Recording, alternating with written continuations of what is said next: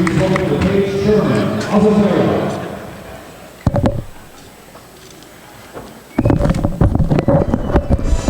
everyone, welcome to Gulf Coast Fight TV presents Garcia Promotions number 28. Our first fight of the night is going to be Herman Jose Guerra versus Tim Guerra.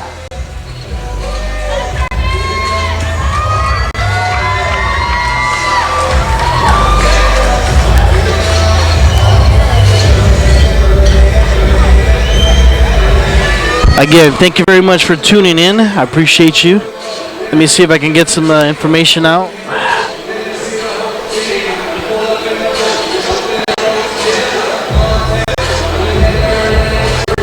Here we are, Garcia's Promotions in the Humble Civic Center. My name is Diego Reyes. You're watching Gulf Coast Fight TV. Again, I appreciate you guys looking. Dang it.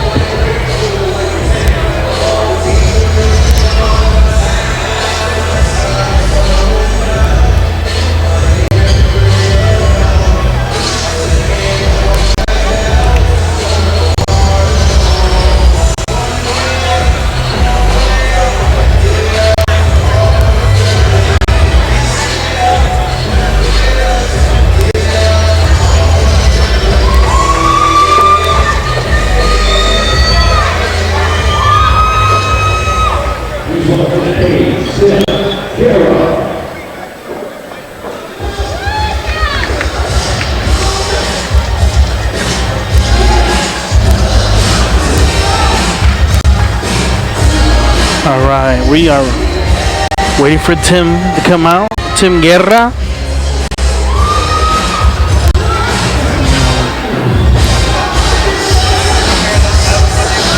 Let's see where we're at here.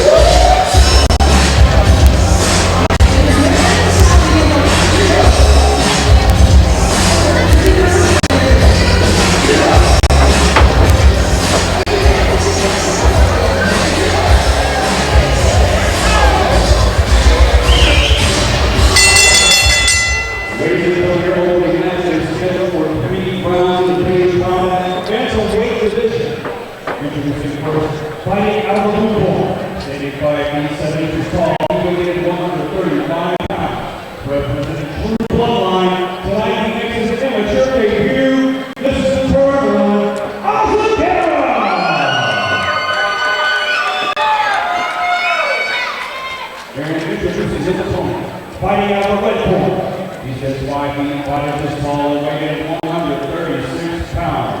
Representing Food Dogs, he has an amateur record of 1 win, no losses. This is Tim Guerra!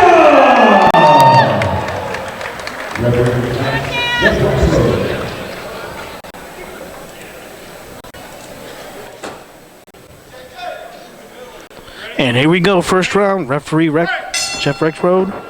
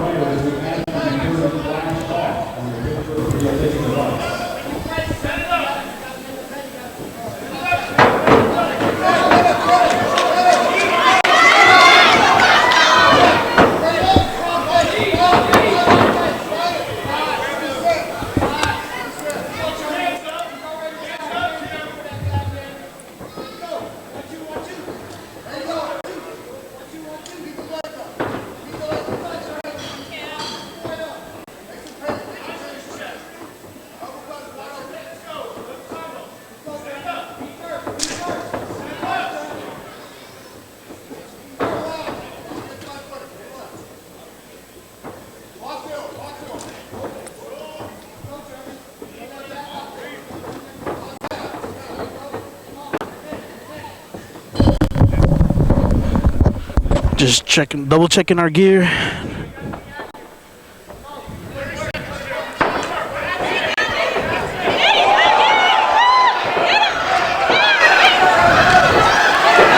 Woohoo!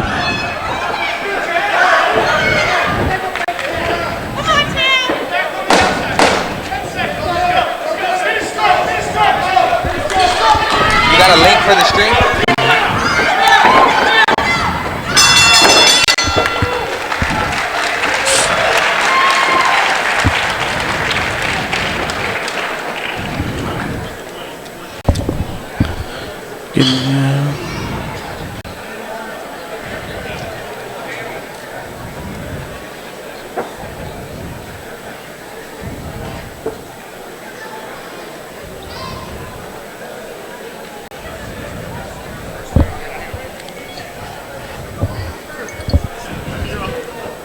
So far, we got 6 viewers.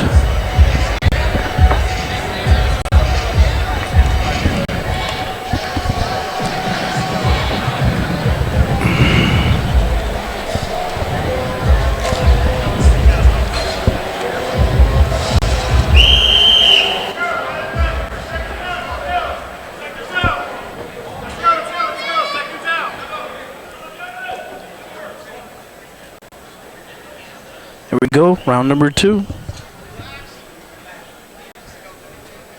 Oh man.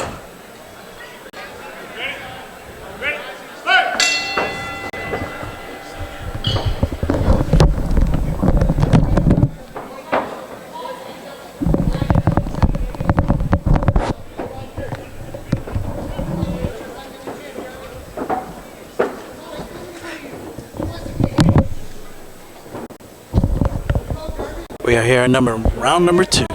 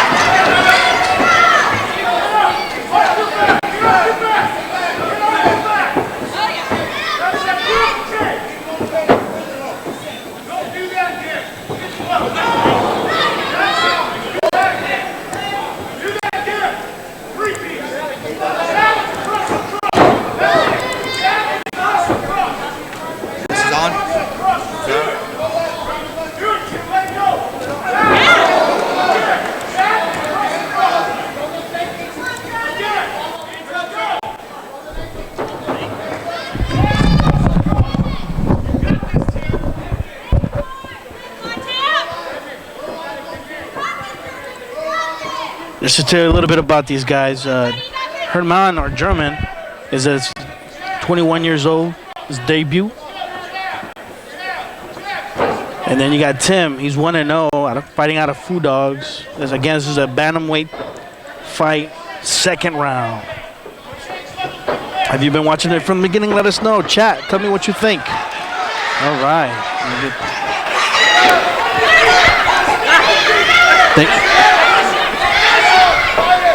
Oh yeah, don't mess there. Can you hear us? What's going on? Yeah. I can't hear you. There you go. How's that? No. Okay, I know why. There you go. You there? Yeah. All right. I got here Mr. Eric Garcia, the promoter.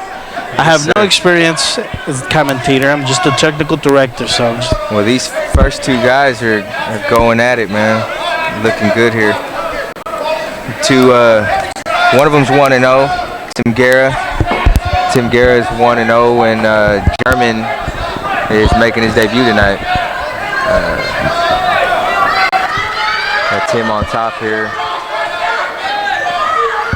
Trying to pass the guard. Knee on the belly. Work some ground and pound here, trying to finish this thing out. Tim is fighting out of Food Dogs. Can you tell us a little bit about Food Dogs? Food Dogs is actually Mike Altman, who's a MMA coaching vet here in the Houston area. He's actually linked up with Bruno Bastos out in Midland and Bradley Barnes out there. So Tim Guerra comes from a solid group of guys. Should have a solid ground game. Cardio should be on point. Striking should be good. Here we are in between rounds. German looks like he's breathing kind of heavy over there. Corner being worked by Fury FC featherweight champ Ray Trujillo. Tim looks like he's Tim too.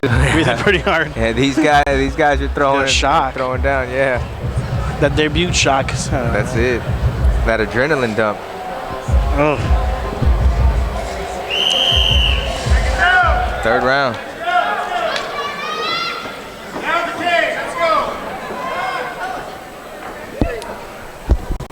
Here we go.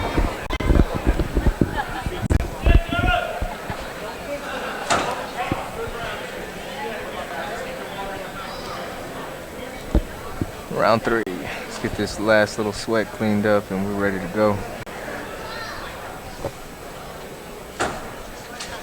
I know you're busy running the event, but so far, what do you think? I mean, these guys, I love to see new talent, you know, and this card is packed with new talent, guys that have never fought for us before, and it looks like they're ready to put on a show. You know, they want to make their mark here tonight, so.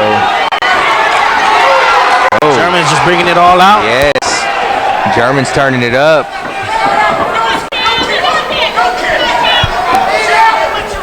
Got that second win. Yeah, looks like it. See, Tim weathered the storm, though. Let's see if German didn't blow all his gas here.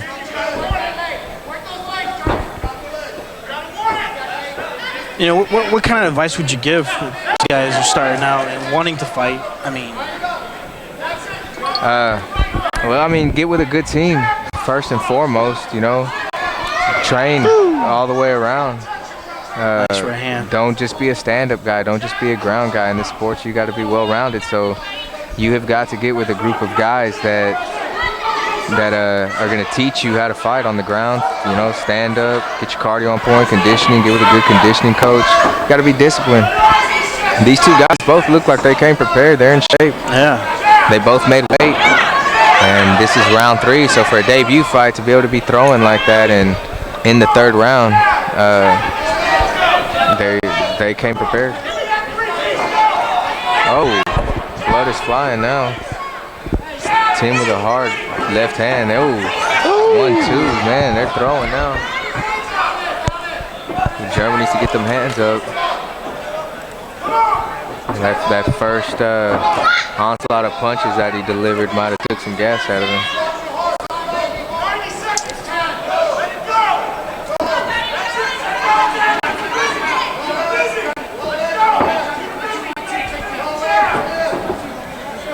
Filling each other out a little bit more. German's looking to turn it back up again. And here comes Tim. Oh, German's throwing fire. And Tim's coming back. Oh, they're trying to finish it with one punch at this point. You know what I hear a lot of pros talk about amateur? This is just fight and fight and fight. You got to get that experience, definitely. It don't matter who, just get that experience. Yeah. I mean, obviously, you want to take a few, your first fights, you want them to be smart. Yeah. You don't want to jump in there for your debut fight and fight a guy with 5 fights, you know, regardless if if you can handle him or not. I mean, cage experience means a lot. Yeah, they're trying to finish this with a bang. And there goes German. And there goes Tim. Wow. Great fight. Great debut for German. And let's see if Tim pulled it off to be 2-0 at this point.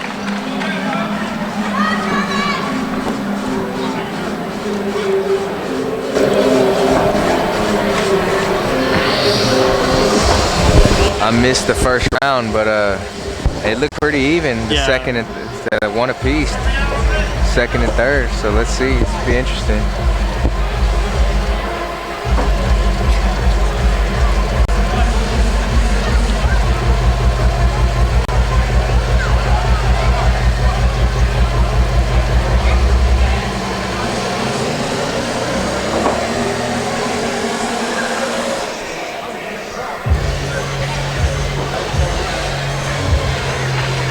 Jeff Rexroad,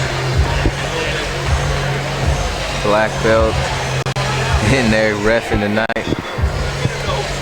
Former 170 Legacy FC champ.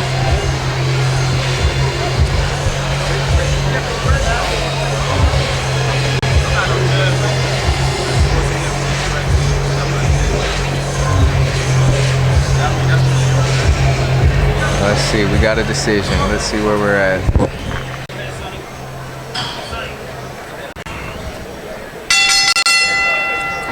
Ladies and gentlemen, after 3 rounds of action, we go to the judges' scorecard for the decision. All 3 judges scored the fight 30-27 for your winner by unanimous decision, Tim. Sorry. Tim moves to 2-0 at this point. We got Mike Altman coming into the cage now here in the black. I've had the pleasure to train with Mike a few times when he was coaching over at Paradigm. Solid coach, good instruction.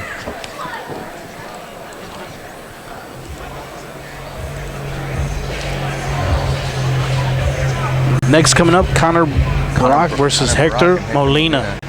Yeah, both of these guys have fought here at Cage Combat a couple times.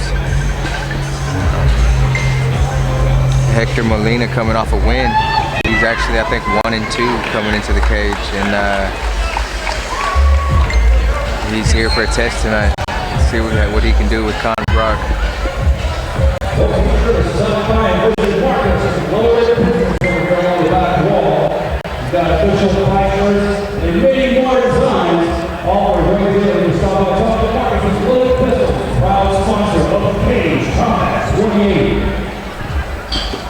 Tell us a little bit about your some of your sponsors, as far as. They just threw out Loaded Pistols. Marcus has been around here for a little while. He's one of the regulars. He comes out here, whether it be a grappling event, a pro card, or amateur card, trying to push that Loaded Pistols brand. He's got some nice stuff out there. Primal Fight Shop, they come out and set up a booth a lot of the time and sell all sorts of gear. They've got a store off of Spring Cypress in the Spring area. And we got my home gym, Team Took, Professor Travis Took, who's a great instructor, black belt in jiu-jitsu under Carlos Gracie Jr. So we got a few sponsors here tonight. Republic EMS, our ambulance company, MikeTheTruth.com with the photography and whatnot. UFC fighter, Mike the Truth. And then we got iRule Designs, Hosanna Rule. Does a lot of stuff for us, poster designing and whatnot. And here comes Connor Brock. Connor Brock out of the Shooty Box gym with Cyborg. So he's trained by a vet also. Let's see how he does tonight.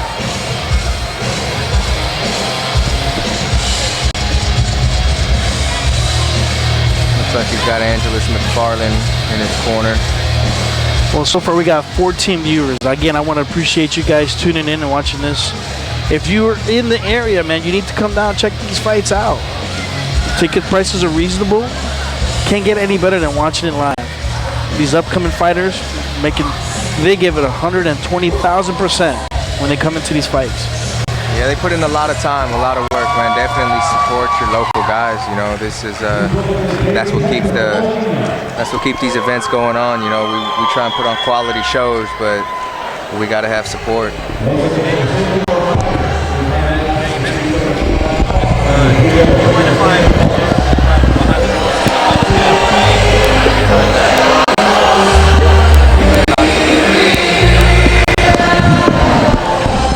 Here comes Hector Molina, precision MMA trained under black belt Tom Dinklage.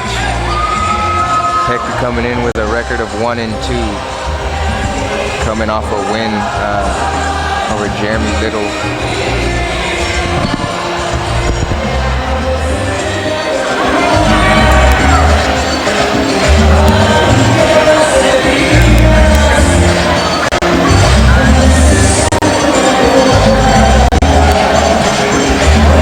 Wow, that's foul.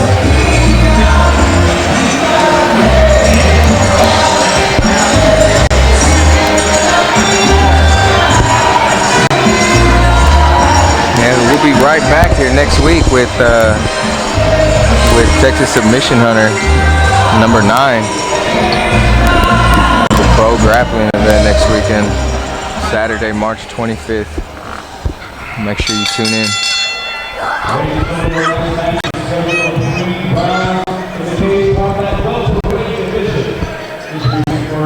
Fighting out of the blue corner, he stands by the 11th ball, weighing 170 pounds. Representing Shoot the Box tonight, he sees his first amateur victory. This is Connor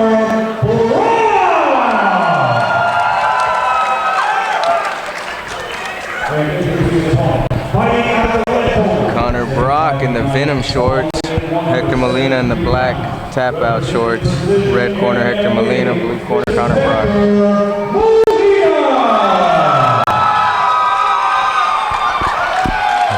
Jeff Rexroad in charge of the action.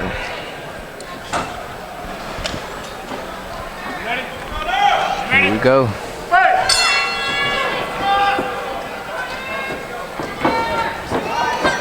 Hector with the clinch right off the bat.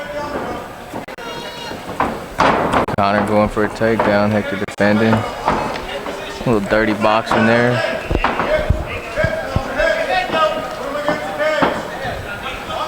Hector trying to get that takedown, leaving his neck out. Looks like Connor's trying to lock in that guillotine and he might have it. No, he lets it go. Let's see. Defending the takedown. Hector Molina with the takedown. And he gets reversed by Connor Brock. Back to his knees. Let's see. Trying to defend here. Better check that neck.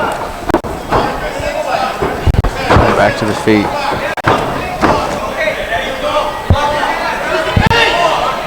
Connor defending the takedown.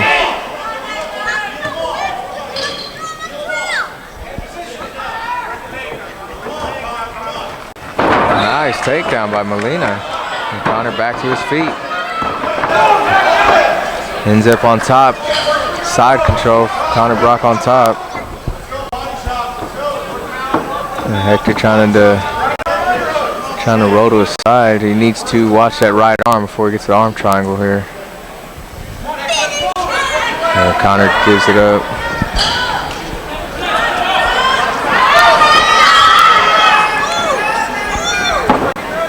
Hector looking to try and roll, but he might give up his back.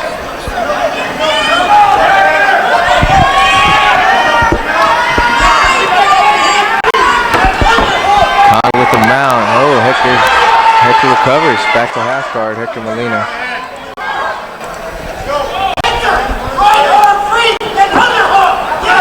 Hector trying to turn him to reverse him. He's about to give up the mount. Oh, and here comes that arm triangle. Hector needs to get that arm back. And he does. Connor controlling that left wrist. Might be going for a Kimura here in a second. And he lets it go. Coming up on 30 seconds.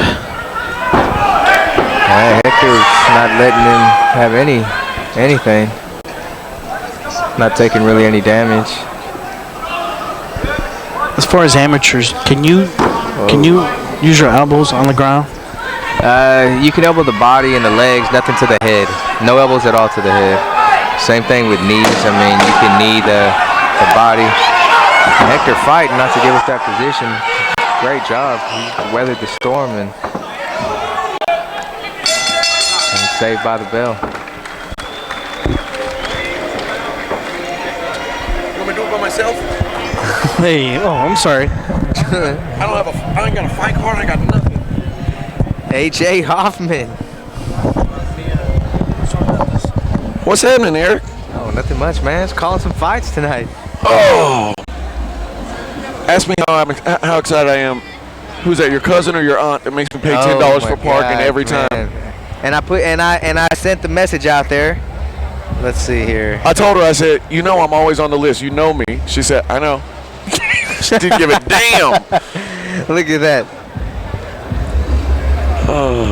Man, she don't care about that text. They don't care. She's trying to make her some extra money. She's making that dough. That's it, man. Over my measly $10. She's like, I said, you charge everybody, don't charge AJ. Connor Brock, shooty box.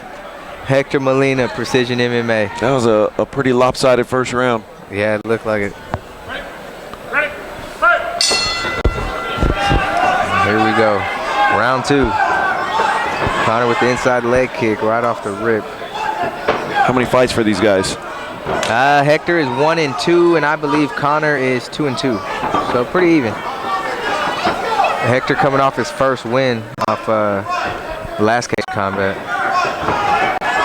Hector's one of these guys who will just stand there and trade. You hit him, he wants you to hit him some more. Connor with the outside leg kick.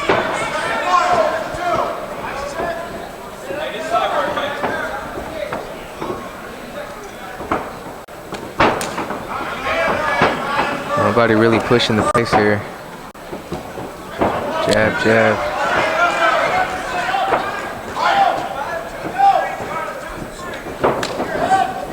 Landing that kick every time on the outside.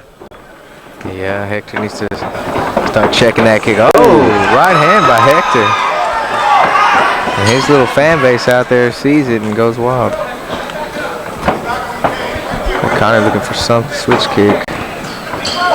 I like this dude smiling the whole fight. Either that or his mouthpiece is too big. Yeah. One of the two.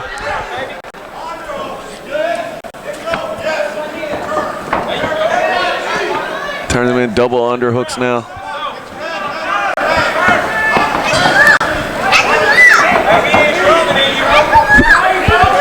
Hector on the cage.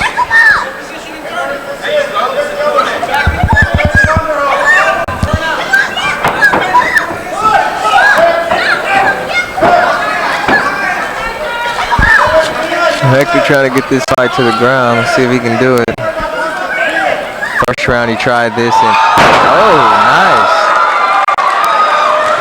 Big takedown by Hector Molina. And Connor back to full guard.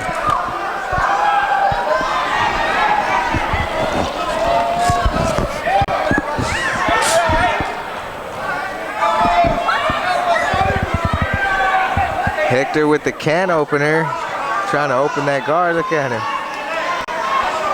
Cranking on that neck. The guard is open. Yeah, I think he's just, I don't know if he's trying to finish with a can opener. That seems unlikely, but. Yeah, I don't think that's going to happen.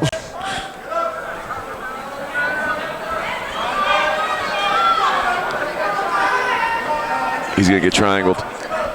Ass looking. You better square up. Connor moving those hips. Hector better square up. He's not out of time. He's actually going to win the round. Yeah, that slam actually won him the round. Unless he gets armbarred here. Not enough time. One apiece. Yep. One apiece. If that would have lasted about 30 more seconds, I think Connor may have been in good shape. Yeah. What fight are we on? Fight 3? Number 2. Number 2. Fight number 2. Number 2 of 14. I would have been here sooner, but had to pay for that parking.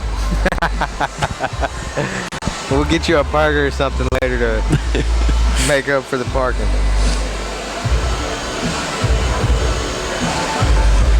A lot of new names. New on blood. The card. Yeah, that's what we need. You know, that's what's gonna keep this thing going. A lot of guys looking to turn pro here on the next Fury UFC card. A lot of Cage Combat vets. Cody Owens making his pro debut, April 28th. He's a monster. Casey Jones making his pro debut, April 28th. Steven Vera making his pro debut. Good names. All vets, man. Bantamweights, all 3 bantamweights. Any of them fighting each other? Casey Jones is fighting Steven Vera. Nice. It's gonna be a great fight, yeah, definitely.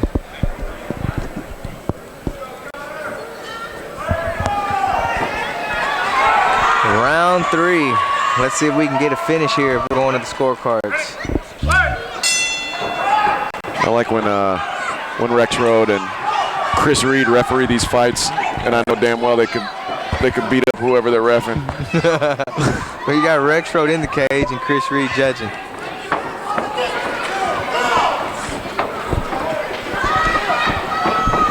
Chris Reed saw that 205 fight at the last Fury. He wanted a piece He of thought that. about a comeback. He said, man, these guys getting money for this. You know what? Chris Reed versus Isaac Turan would be interesting. I'd like Chris Reed would smash that dude. Isaac's looking for another win and then for a title shot. Super strong guy. He's got a huge fan base. Isaac Turan is a super strong guy for about 2 minutes. Yeah. And if he doesn't beat you in that 2 minutes, things slow down. Might have to talk to Chris Reed about a comeback. I think you should. I think he's good for it. And here we are, Connor Brock in the full guard of Hector Molina. Let's see if he tries to can opener him back. The guard is open. Do a half guard. Yeah, half guard now. Yeah, if Hector stays here the whole fight, he's not gonna make it out of this one. He's about to be mounted. Oh, now he's in trouble. Man. Yeah, he needs to recover. He's got full mount. He's gives up his back. Flattened out. Now he's in real trouble. And he needs to roll again. Oh, he's giving up his neck. This might be it. I can't see it from here if it's under the chin or not. Looks like Connor let it go. Oh, he's on top. He's on top. He needs to do something big, though. Interesting, yes. Oh, lands a big punch. Uh-oh. Sloppy with that arm, just like the last round. Man. Nope. They almost right into a triangle. He passes the guard.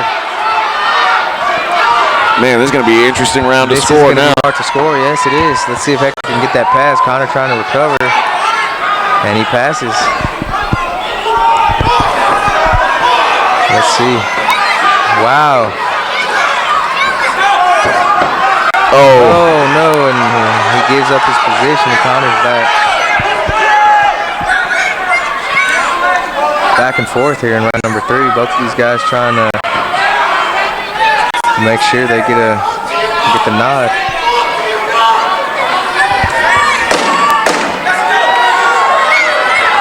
Seconds, let's see.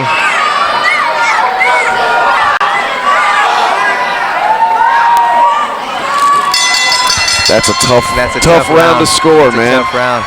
I think they were one apiece going into the third, so it's going to be interesting. I tend to think Connor was in the good position most of the first half, and then he got swept. And then he got back out and ended up in the best position. So never leave it to the judges. That's the way I'd lean, but who knows what's going to happen. Let's see. Connor's grimacing. Might have hurt his foot a little bit or something.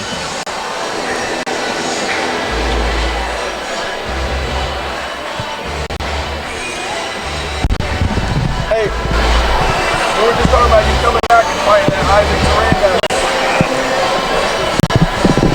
You're up for it? No, but I'm I'm trying to talk Chris Reed into that fight. I think we'll get it. Well, how about we throw a 205 belt out to Chris Reed? Yeah, he might do that. See if he'll take it. He might do that. Mike Jackson over here.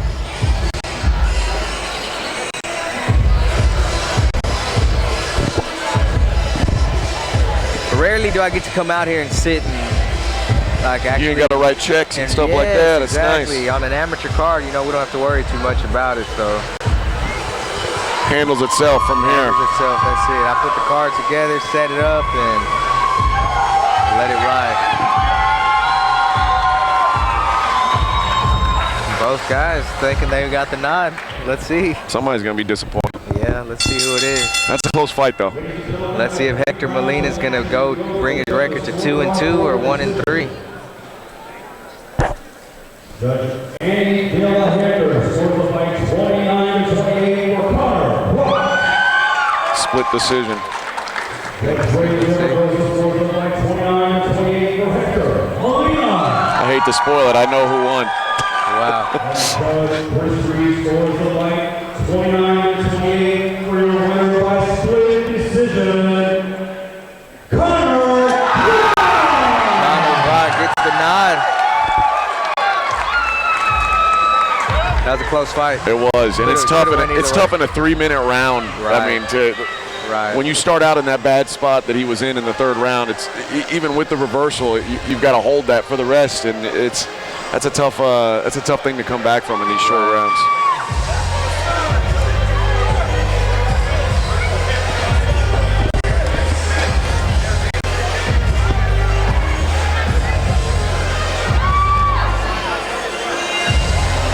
Samuel James versus Marcellus Brown coming up next. Samuel James debuting out of Metro Fight Club. Marcellus Brown, 4-ounce Fight Club trained. If you know someone in your area that may be missing the announcement, please remind them to turn the flash off by video taking the device. If you'd like to keep up to date on future events with Garcia Promotions, just text the word Cage Combat to 22828 to sign up for our mailing list. Once again, that's one word, Cage Combat. We'll text that to 22828 to get started. You sign up for our email list, and also enter you for a chance to win tickets to the future event. Please welcome to the Cage, Samuel.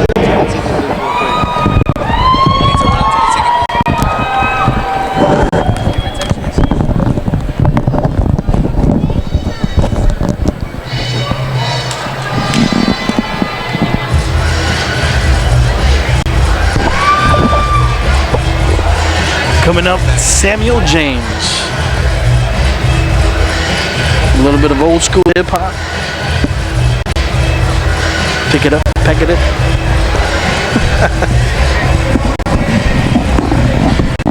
I'll be right back. I'm gonna go find someone to sit in with me.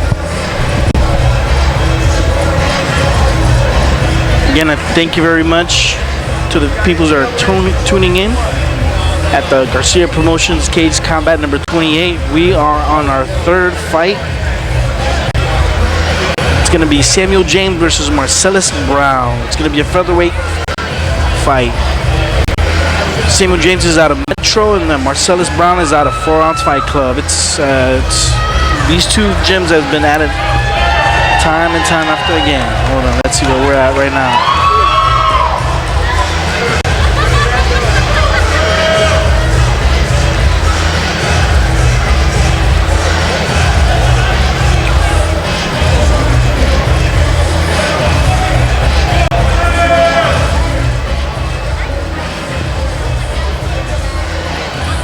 Samuel James is getting checked by the technical.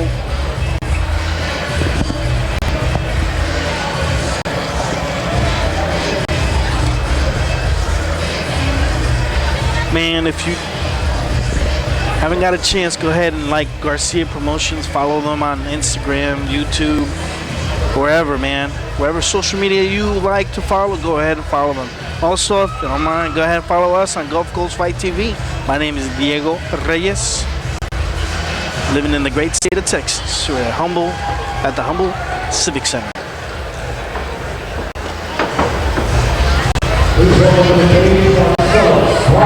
Marcellus Brown. Again, Metro Fight Club and 4-ounce fight clubs have been pushing out a lot of elite fighters in the last several years. I mean, from the beginning. And they always go bang to bang.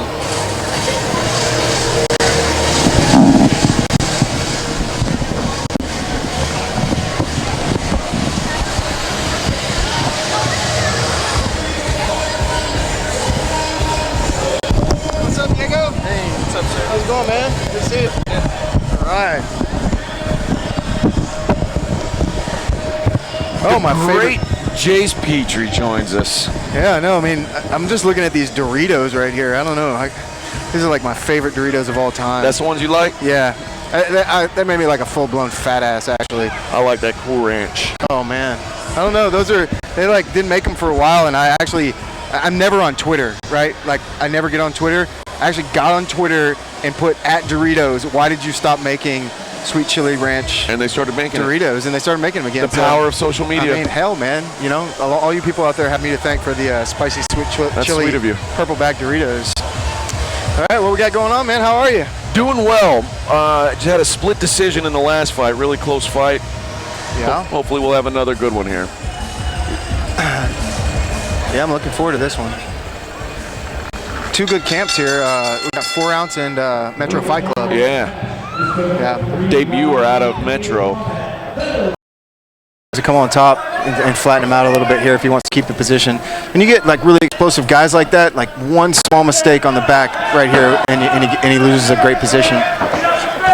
Back to their feet. Man, these guys are throwing some leather. There is no feeling out process whatsoever going on. I think Marcellus is realizing maybe grappling is his best way to victory here. He's taking some big shots already. Yeah, there's not really a whole lot of setup going on those shots, but when they land, man, they're gonna do some serious damage. This kid's strong too from Metro.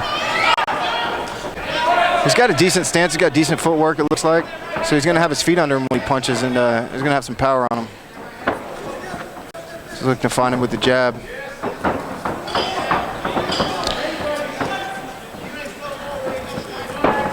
Marcellus needs to get his back off the cage here. He's gonna be in trouble. Oh, big punches. Big punches and almost a headbutt. Like both fighters slipped.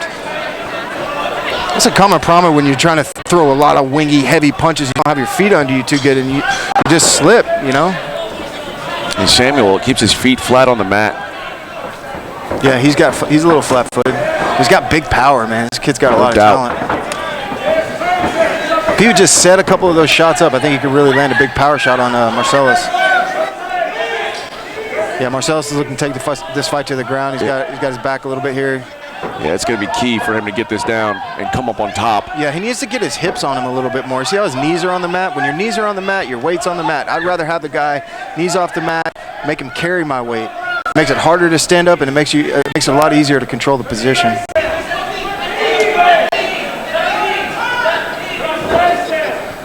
Short rounds, really anyone's round still. If we can get a takedown from Marcellus and.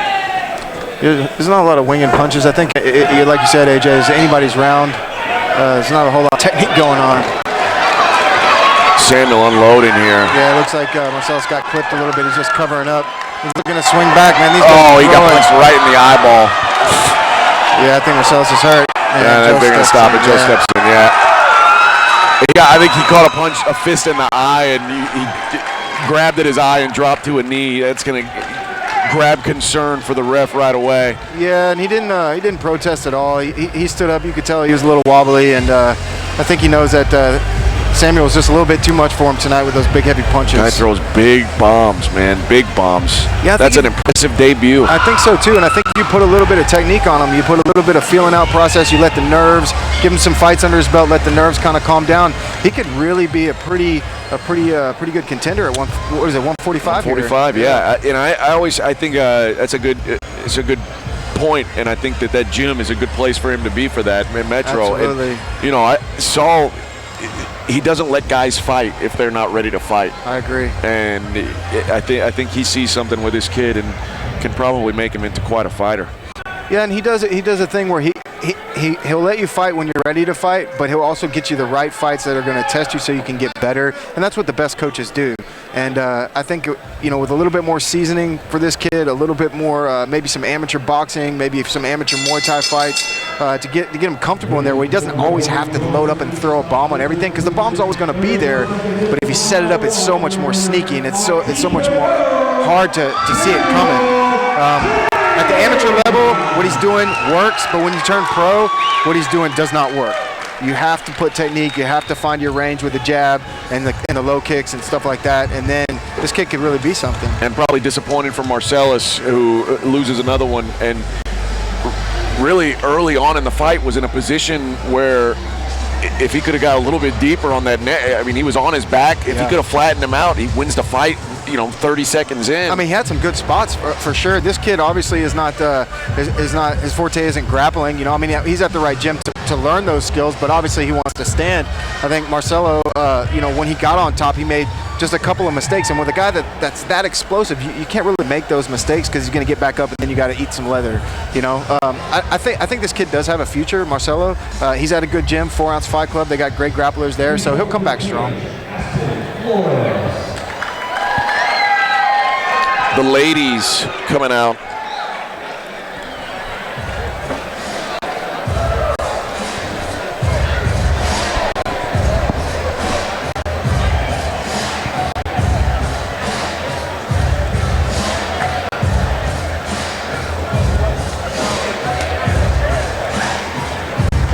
Looks like Aspen Flores and Cameron Brodry coming out. It's a bantamweight fight, 135 pounds.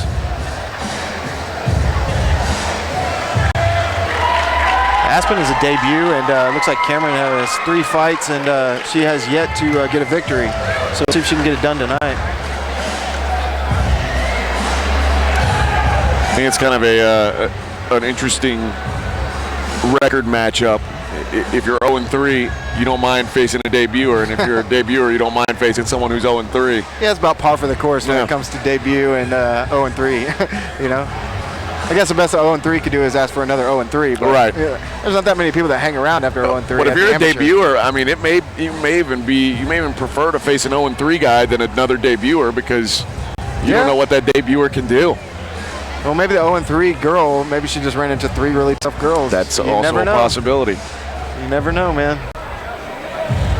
I mean, there's some people out there that have records, and I know that you know this, that are upside down, but they're really tough guys. Oh, yeah. Or really tough girls. One instance, I know a guy in Colorado who's probably one of the better strikers that I've seen in MMA, but he's only like 9-7. And it's just, it's funny because it's like people see 9-7, they're like, oh, I could probably, this is a good fight for me. And that's not a good fight for you. Not always a good fight for you. This guy is really good, you know. But, hey, that's why it's, you get in there, you close the doors, and then only one guy comes out, one girl comes out.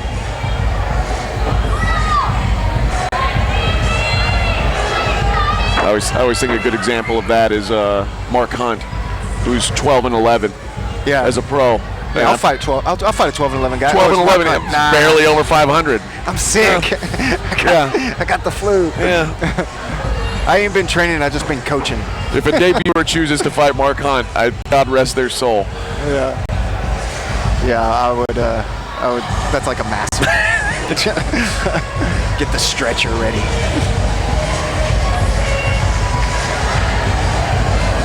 I wish I could remember her name. But it was Cameron, and now it's Aspen. No, the blonde girl in the corner. It's Charlie Oliveros' girlfriend. I think her name's Whitney. That is right, Whitney. And she's fought. Yeah, I saw her fight. I saw her debut, and she ended up losing that fight. I didn't see it. But it was savagery for a chick fight. I mean, they were just going at it. I always say, like, a lot of times the women fights are more excited to watch than the men's fights because they have so much to prove. Oh, you know, because they're in a man's sport, you know, per se, and they literally want to prove that they can be tough and they can throw down too. So a lot of times they're barn burners, man, and they're really fun to watch.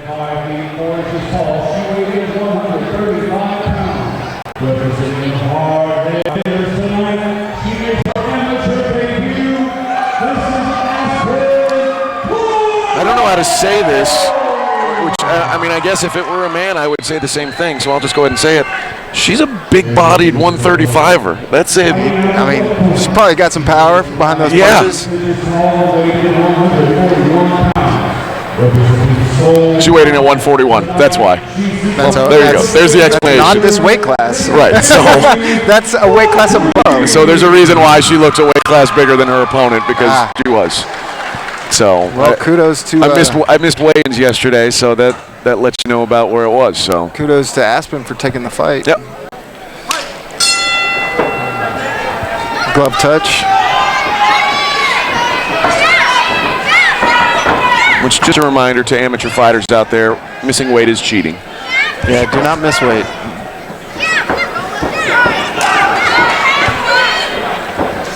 Looks like Aspen's looking to slam those low kicks. She just set him up a little bit better. She could really turn him over. Front kick, low kick, eats a right hand, though, from Cameron there.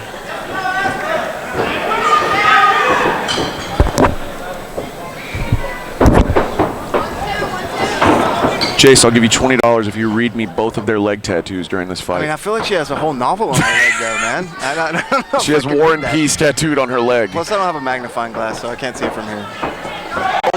Oh, punches coming there from Aspen. Looks like she's teeing off on this girl. She's got her up against the fence. She seems to throw punches a little bit straighter with her legs under her so she can get some power on them. But she peppered her pretty good with about 10 punches there. Ooh, that head kick is there too, man. Just missed. Kind of hit toe with the toe to the face. Yeah. Nothing much behind it, but she can get it up there for sure. You know, toe to the face it doesn't hurt, but it's degrading as all hell. It's not pleasant. You know, like you eat somebody's toe, it's like, yeah, I didn't knock you out, but you tasted my toe cheese. So. Are you saying Aspen has toe cheese? I mean, I wouldn't put it past. I would put my money on it. Like, if you gave me some odds. Not a lot of clean toe fighters out there. No. It looks like Aspen might have some kind of traditional marks background. She's throwing a lot of traditional kicks, side kicks. Well, coming from the hard head hitters, like with guys like Charlie Ontiveros, that wouldn't surprise me. A lot of kick heavy game plans going on over there.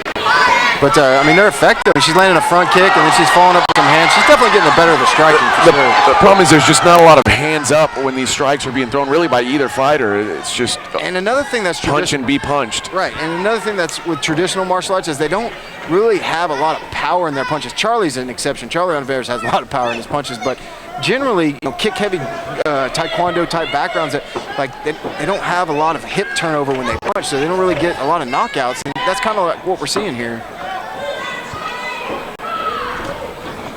Good check. Yeah, it looks like Cameron just doesn't know how to keep her hands up, or hasn't been really taught, how to keep her hands up.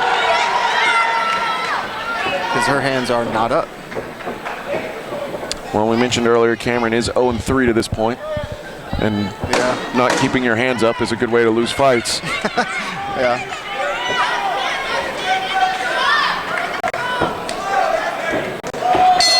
Not the most exciting first round, just because there's not a whole lot of power going on, but I definitely give it to Aspen there. I'm with you on that. She looks pretty fresh in the corner over there, too. Interesting thing about this fight, though, is that Aspen comes from hard head hitters, and Cameron is from Soul Combat Club, and Soul Combat Club's coach is Mondo, who is Charlie Ontiveros' striking coach. Oh, wow. Yeah, so it's kind of like they're all in the same family, is it? They're all under the same lineage, I guess, under Mondo. There's not too many 135-pound girls. Yeah, I guess you fight, who you can. Oh, look at that, the ring card girl making 2 laps. She's very proud of herself, Jace. Usually a lot of people are proud of her in here. Usually you get 1 lap and that's it. She gives us 2 full laps. 3 laps, she went for a 3rd lap. Diego wants number 3. No number 3. I mean, the person to not be named wants number 3. The guy on my right was hoping that her top fell off. We got wives over here, man. Girlfriends and wives, man. This is on the air. I doubt they're listening to this stream. Yeah, if my girlfriend is listening to this stream right now, she is really bored. Yeah, she's had you fooled. Bored. So from a little advice from the cornerman, we're back at it. Both girls are in the center looking to feel each other out a little bit. Still those kicks from Aspen, though.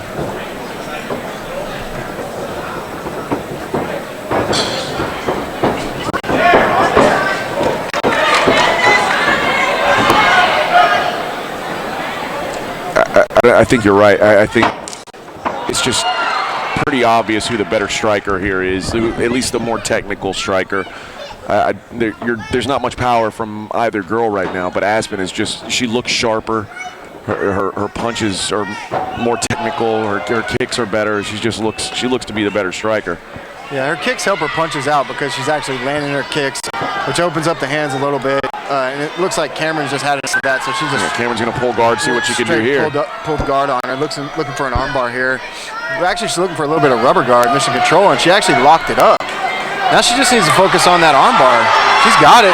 She doesn't have the control of the head with her right leg, though. And that's what ends up getting Aspen out. It looked like she didn't actually really know how to do an armbar. She knew how to do the setup, right, but she didn't know how to finish it. A wise man once told me right after he punched me in the face, don't ever pull guard in MMA. I wonder who that was. I don't know. He still to this day refuses to believe that it knocked me out, but it did. You know, I think there's a time and place for everything, right? If you're a world champion black belt, who has primarily a guard game, yeah, it's going to be okay for you to pull guard. But pulling guard as a white belt versus a black belt in an MMA match is not a good idea. Not wise. You know? Personally, at the time, I was just listening to my coach who told me, get it to the ground, whatever means necessary. So I did. And nice. I think Aspen just landed the best leg kick of the fight right there. That was she really turned that one over, and the book that's on the legs of Cameron is much more visible now because it's way redder. Way more red. Cameron, when she throws those kicks, she's stopping them at the end. She's not following through with those kicks. It's like she's trying to touch her with them. Oh. Until that one. Yeah, she finally got one through. Nice switch high kick and slapped her right in the face. And I wonder if that's a point fighting thing too, where you get that kick and then pull it back to throw another. It is. They don't. A lot of traditional martial arts, they're looking for points, and they're not. I mean, I'm not saying that all do, but a lot of them want to just tap you with it. The faster you get it up there, the more points you score. But it doesn't really have a whole lot of knockout power on it. I feel like Cameron did better this round, though. No doubt. She opened up a little bit more, even though I still felt like she lost the round. I feel like she almost could have finished the fight with the armbar had she done it correctly. And that's got to look good to the judges. Yeah. She set it up nicely. It was there. She just couldn't finish.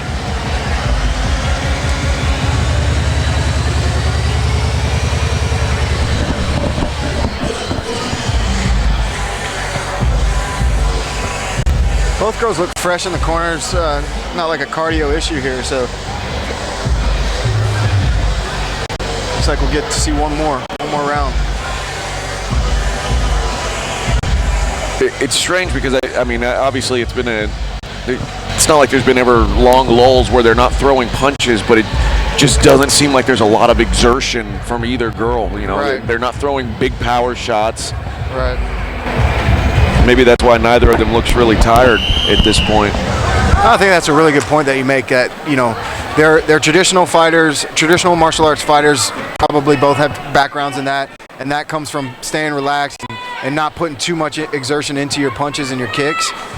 Unfortunately, sometimes that can be, just pepper the girl or the guy and you don't get a knockout. And let's hope that somebody lands clean here and someone goes to sleep.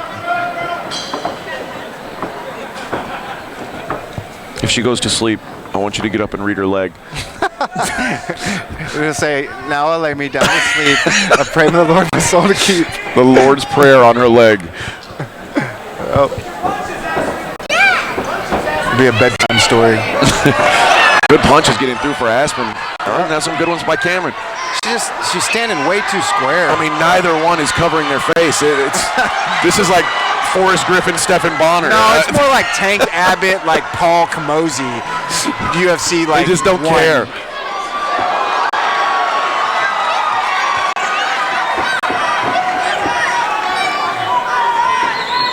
I actually feel like Cameron got a little bit more confidence after that last round, so she's opened up a lot more. she possibly could be winning this round. I thought we were going to see a takedown attempt there. Well, it's a big issue when you don't have your feet in the correct stance when you throw punches, because you can constantly give up bad positions, give your back up, fall down when you throw punches. Like, the footwork has to be there before the hands, and everybody always wants to punch, but you have to learn footwork and ring control first. I think what we just saw was Aspen, her bad footwork got her into a position where she could have had a takedown, but she had no interest in going to the ground, so instead she just shoves her away and resets. Right. You're just going to end up in positions that you shouldn't end up in when you have bad footwork.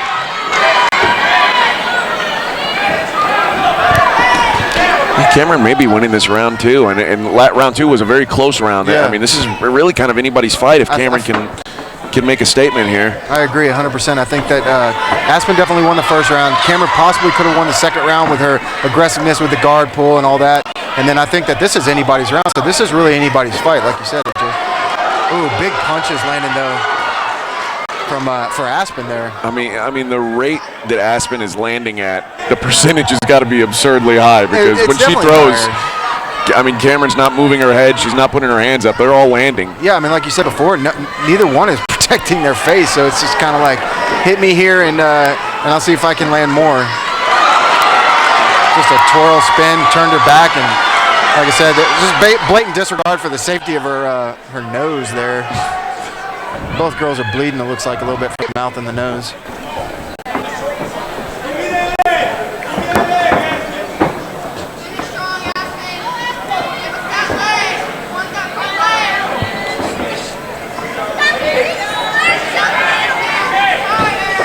Action slowed a little bit, and now Cameron's picking it up with some just wild punches. She eats a nice right hand from Aspen there. Another right hand from Aspen. And that's going to do it. Well, I think Aspen probably edged it out there at the end, 2 rounds. It's a close fight. Yeah. Good one. The crowd seemed to like it. And like I said, man, the girls, they usually try to throw down as hard as they can. They want that respect when they get in there, and it's usually an exciting thing.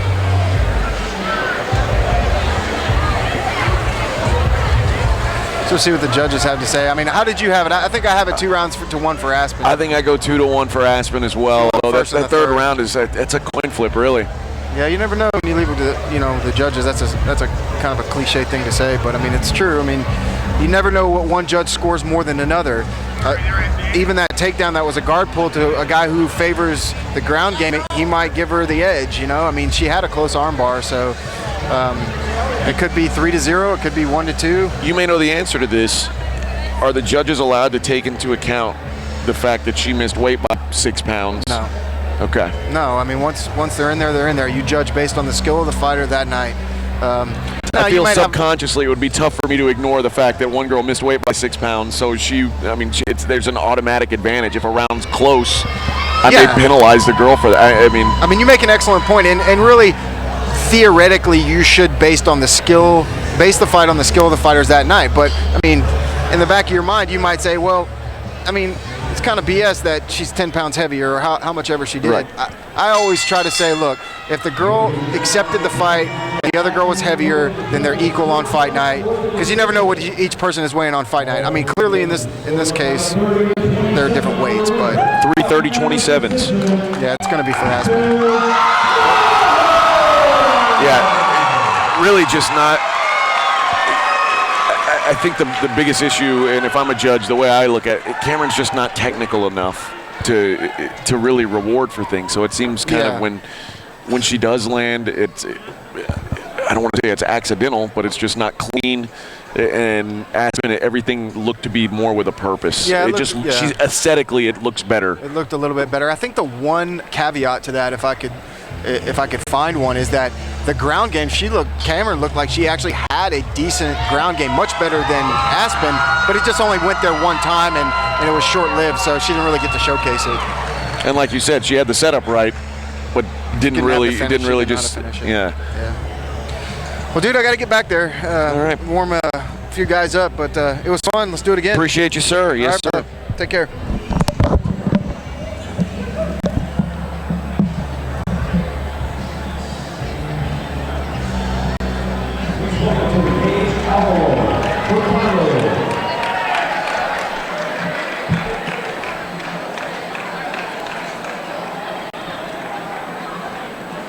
Alvaro Hurtado and Johnny Thomas, the next fight. 185 pounds.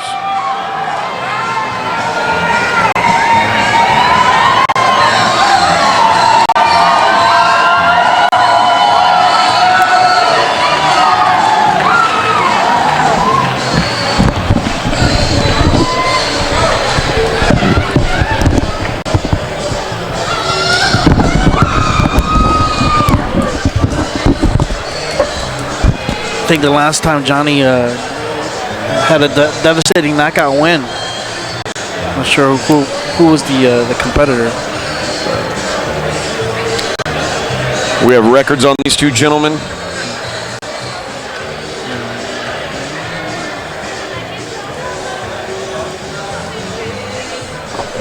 Three 3-0 for Mr. Alvaro, and then Johnny Thomas is 1-0. Nice. Somebody's always got to go. Alvaro's fighting out of American Combative System, Checks place, and then Johnny's fighting out of Texas Striking Academy out of Lamar, Texas. Excellent. The new gym that's been off for not too far from each other. No, not at all.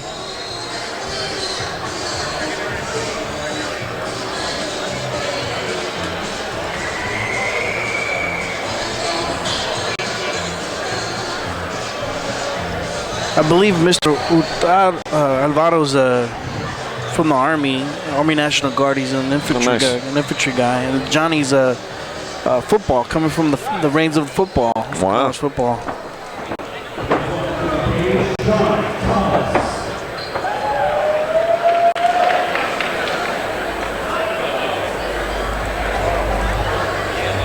I think I may have seen Johnny's last fight. Did Johnny fight on the Fury card? Yeah. He fought the amateur part of a Fury card? I believe so, sir. Yeah, I think I do remember this.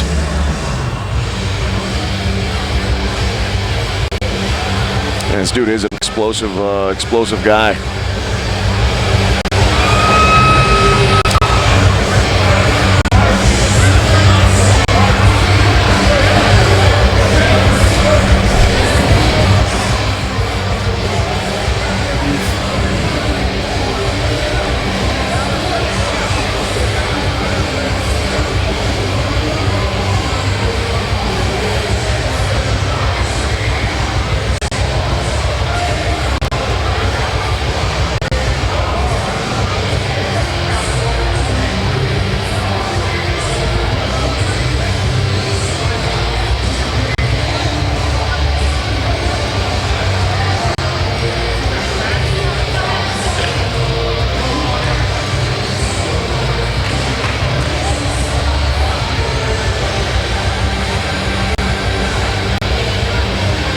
That was a better minute. I'm going to call this is going to be the fight of the night. All right. I'll accept that.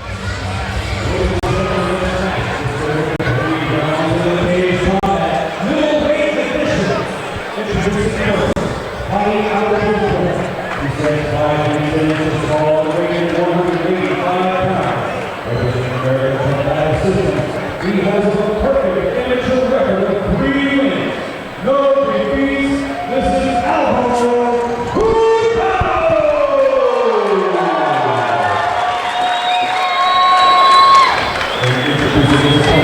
Fighting out of the red corner, he's 6 feet tall and weighing 182 pounds.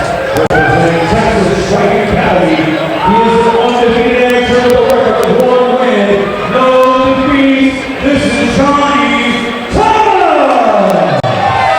How long is this fight gonna last? 4:59. Okay.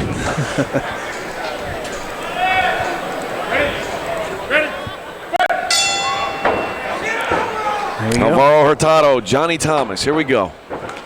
Alvaro throws a big kick. It's caught, and we're instantly on the ground. Almost a guard pull. Alvaro on bottom in a half guard. Johnny Thomas pressuring. Hurtado working his way up.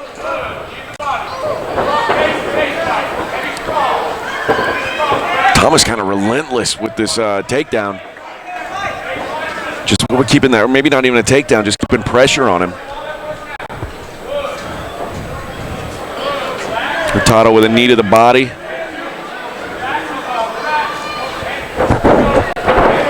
Takedown there. Johnny Thomas on top again. Hurtado closes up his guard.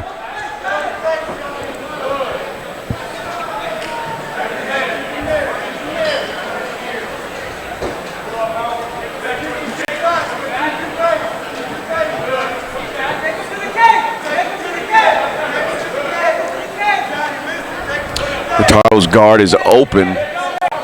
And now he's kind of going back and forth between an open and a closed. Thomas moves him over to the cage. This is a bad spot for Hurtado. If you're on your back, the last thing you want is your shoulders pinned up against the cage. He's able to turn. That should give him some relief, but Thomas maintaining good position here.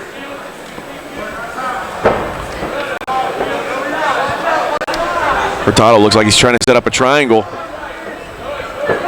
And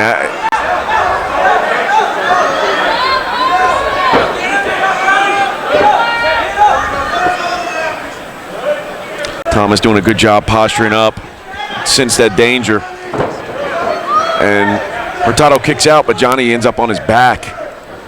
Now he's got hooks in, rolls over to his back. See if he can work for a neck here. Hurtado breaks out of one hook. Thomas has both hooks now and digging for the neck.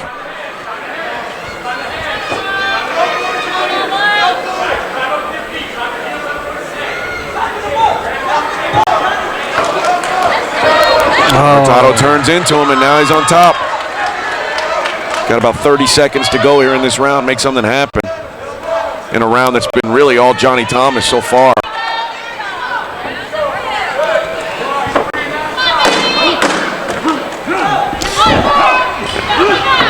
That's got to be big just for the confidence of Hurtado, who I think he still loses this round, but it ends up not being a lopsided round like it looked like it was going to be. So we'll get a second round out of Johnny Thomas and Alvaro Hurtado. In Alvaro's corner, I mean, if you were coaching right there, what would you say as far as what he needed to do to kind of? I mean, I would say make sure you don't end up on bottom again. That was a situation where it almost looked like he slipped, and then Thomas pressured the entire time until he could get that takedown controlled on top. But honestly, you say, hey, more of what you did the end of that round. If you can be on top, you can control the fight. And obviously, I mean, the way Johnny was pushing for that takedown, I don't know how comfortable he is standing or if he's as comfortable standing as Hurtado is. But my guess is Hurtado wants to keep it on the feet or stay on top. It just doesn't want to play from his guard. And this is kind of new. The second round is new for Mr. For Thomas? Thomas. So we'll see what we got from him.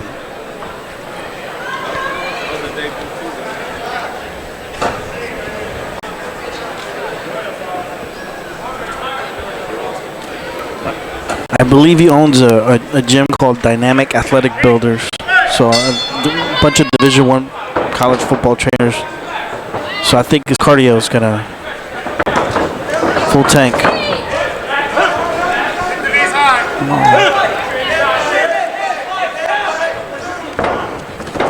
Oh, and that's what Hurtado didn't want. Didn't want to be on bottom, and that's where he is again. Tried a hip throw, didn't get it there, and now he finds himself in a half guard. Sort of a Z guard, now back to a traditional half.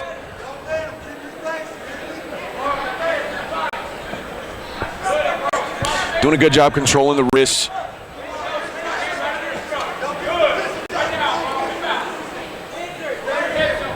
With these short rounds too, a 3-minute round, I mean, one takedown, you could control a fight like that.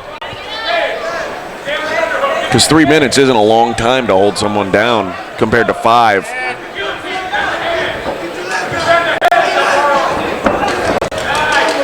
Hurtado with a sweep. Now he's on top. And now he's got a little more time to work than he did in the first round.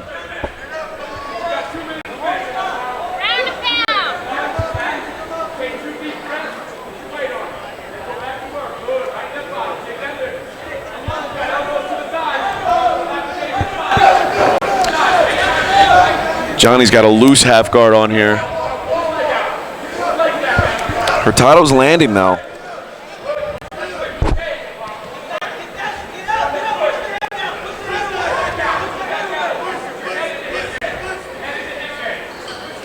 And this is one of those times where I don't know how much jiu-jitsu Johnny Thomas has done, but jiu-jitsu, if you're not well versed in it, is way easier when you're on top. And sometimes not as easy when you're the guy on bottom.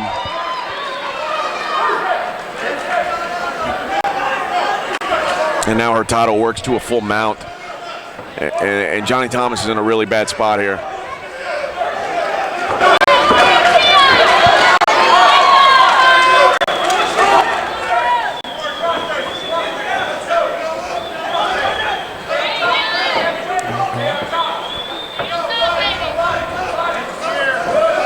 Johnny gives up his back.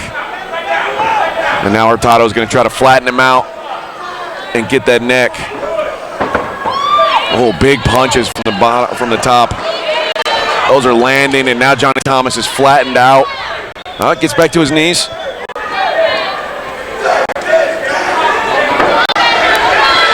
Hurtado under the neck there, it looks like. Johnny's fighting those hands. 10 seconds to hold on here.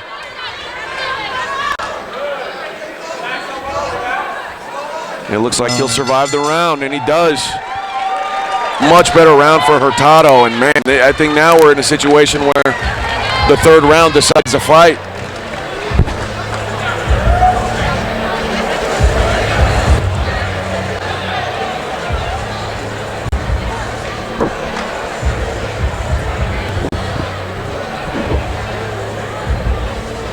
Hopefully, this is new for Mr. Thomas being in the third round, and looks like Mr. Alvaro is a little bit winded there. Yeah, but this is where you fall back on having a lot more experience. You know, a guy who's had 3 fights, this is his 4th fight. And I would guess, like you said, if this is a guy who's in the Army, he's probably been pushed to some limits before. Great, yeah.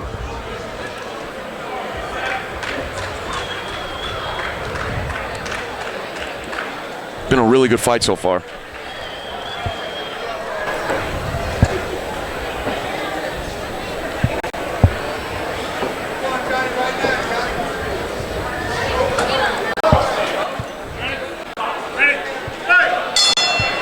Round 3 underway. Hurtado to the center. Looks a little wobbly, Mr. Thomas there. He lands a couple big shots. And Hurtado going for that takedown, doesn't get it. Back to his feet. So, mount. The wristband. One of them had on underneath their gloves, I guess. Hurtado in for a takedown, and he's got it. He's on top. And he's in a side mount. This is a real bad situation for Johnny Thomas. He works to a knee. Hurtado switches. Johnny Thomas grabs the cage. Referee corrects him. Didn't advance his position, so no penalty there, but Hurtado's in almost full mount. Now he is in a full mount, and he's got 2 minutes here to work with.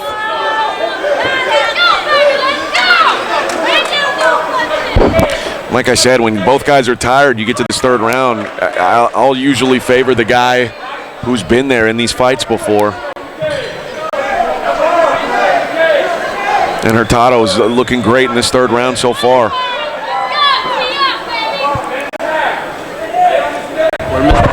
One mistake, though. All it takes.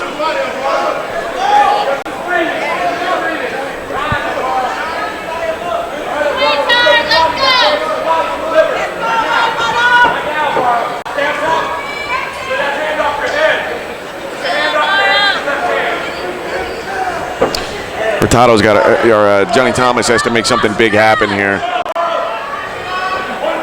He's got 1 minute left, and clearly losing this round so far. Clearly lost the last round.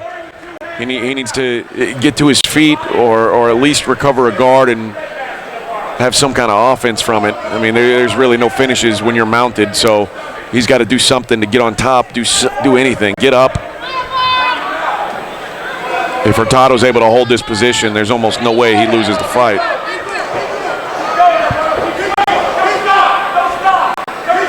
And Johnny Thomas is doing a lot of, I mean, he's sort of holding down his posture, but that doesn't do you a lot of good when you're mounted. Especially with 3 minutes. Yeah. I mean, short round like that. Johnny needs to start pushing on hips and not on the face and shoulders if you want to get out of there. Less than 10 seconds left. Yeah, just a dominating round for Hurtado there. And the last 2 rounds were all Hurtado.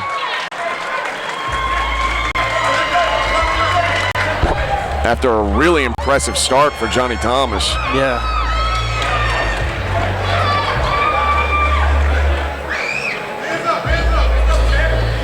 And this should move Hurtado to 4-0, which is that's an impressive record as an amateur.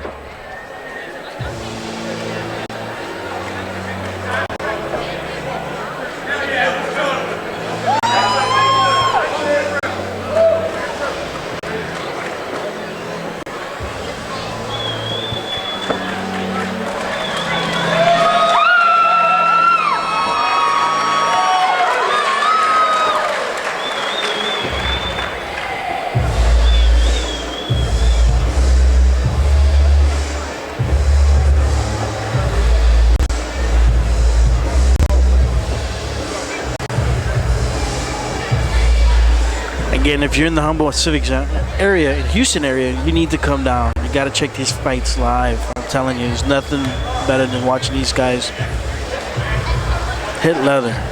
Always a good time.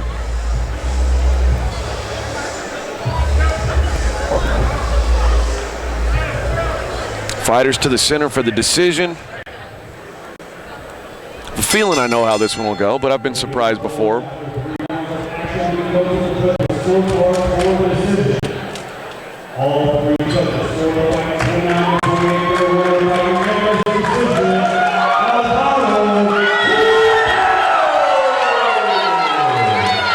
Alvaro Hurtado, your winner, moves to 4-0. Johnny Thomas drops to 1-1.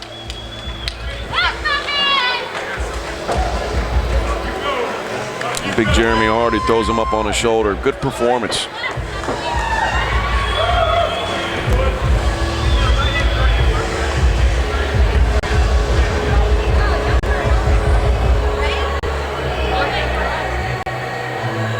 Hugo Zuniga and Kevin Martinez. Hugo from Hard Head Hitters, Kevin Martinez from Energy Fit. New gym up in Conroe, run by Cody Phillips.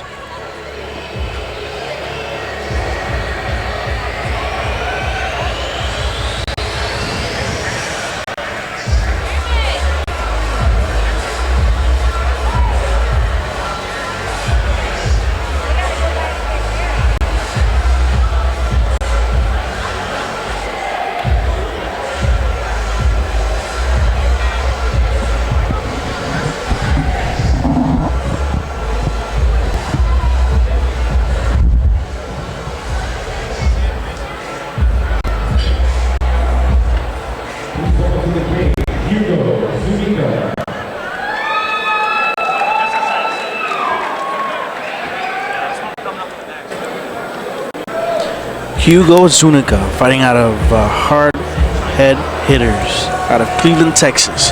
This will be his amateur debut. He's 19 years old. Fighting in the flyweight division.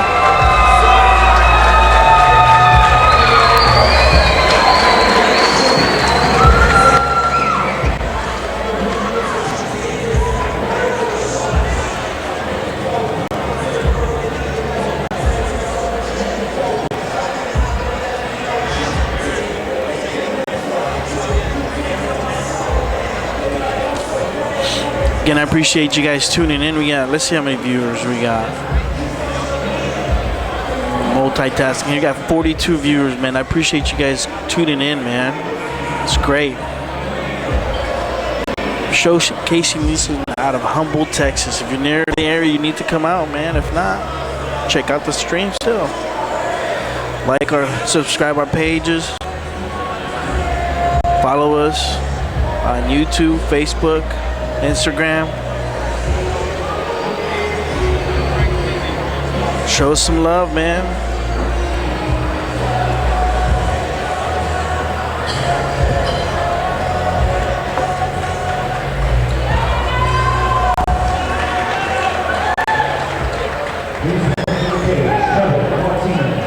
Coming out, Kevin Martinez. Tell you a little bit about Kevin right here. He's fighting out of Energy Fit. 1-0, age 21.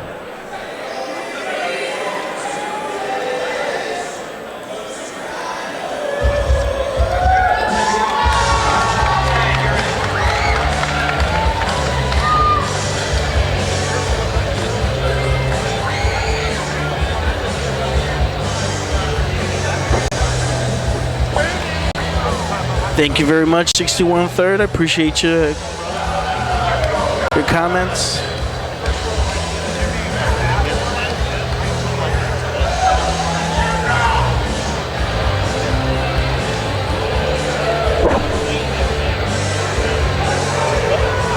This is fight number 6 out of 14. We're almost halfway through the fight card. This is Garcia Promotions. Cage Combat number 28.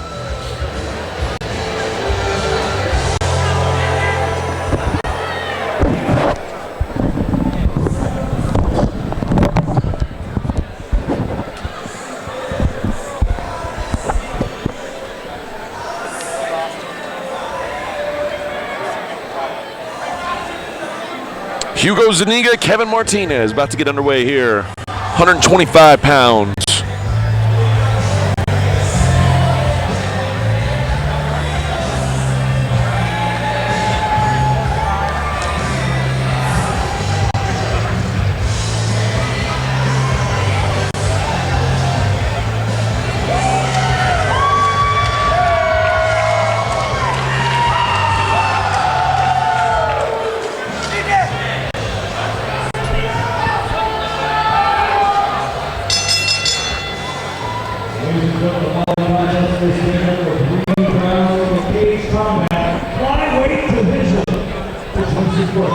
Fighting out of the corner, 75 feet, inches tall, weighing 126 pounds.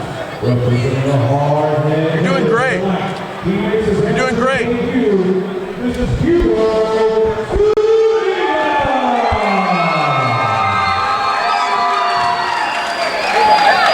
They're fine, already.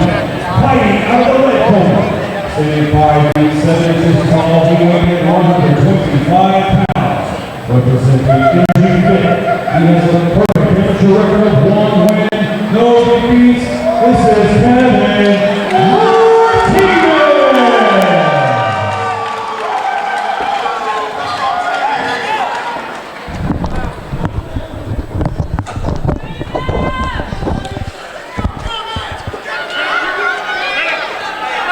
Zuniga Martinez. Here we go. Glove touch, and we are underway.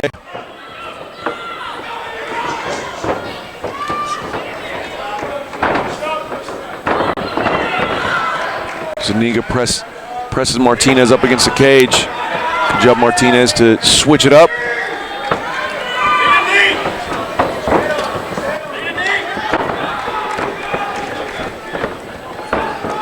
Martinez in on a single, gets it.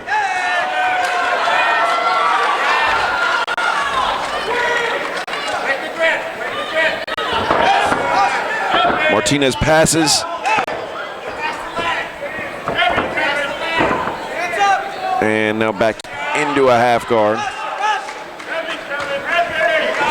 Interesting, it's non-traditional guard by Hugo, and it's been passed twice and put him in a bad spot.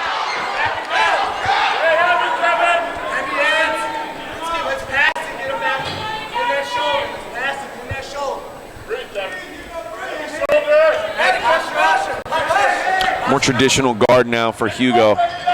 He's looking for a triangle here. Martinez up and away from it, and now he's passed.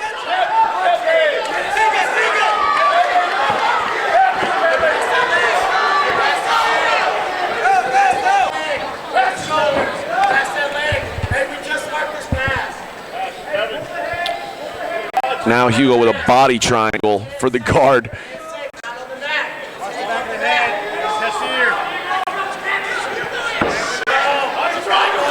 Broken.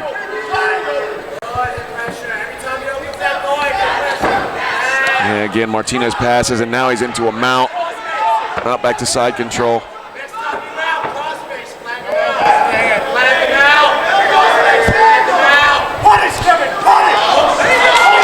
Martinez landed some big shots. Hugo covering up. And it's going to be stopped. Kevin Martinez with a dominant performance. Controlled that fight from the bell. And he'll move to 2-0 as an amateur. They're both young fighters. So. Yeah, Hugo, he's a little careless with his grappling on the ground. He goes with these non-traditional guards that, I mean, in jiu-jitsu, it's a little more effective than in MMA, because when that guard is passed, you're getting hit in the face. And Martinez was able to pass every time. When you don't really hook in on both sides, you have a hard time holding the guy down there. And Kevin Martinez easily passed that guard several times.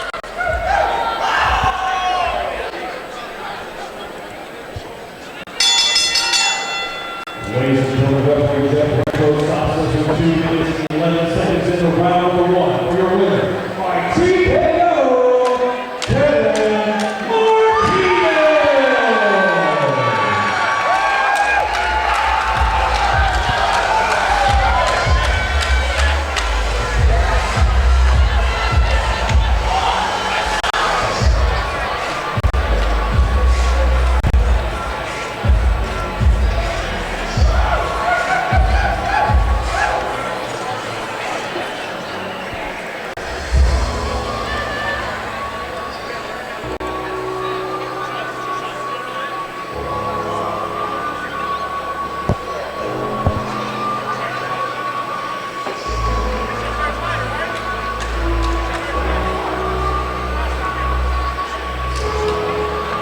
Said mix.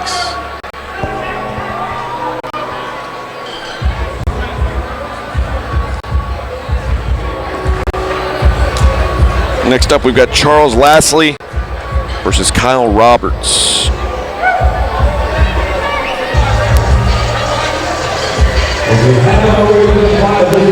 Again, thank you very much for tuning in.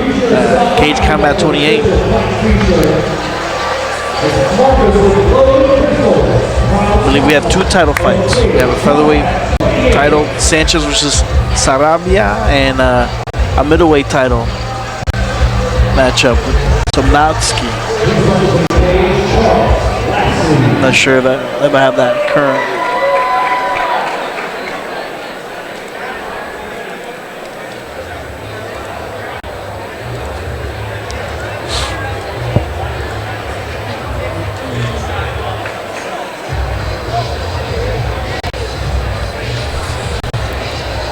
A little bit of LL Cool J. Yeah.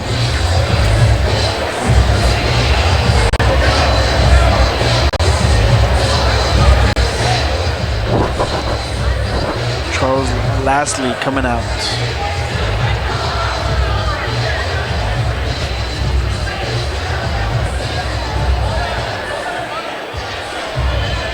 Fighting out of Fight Science.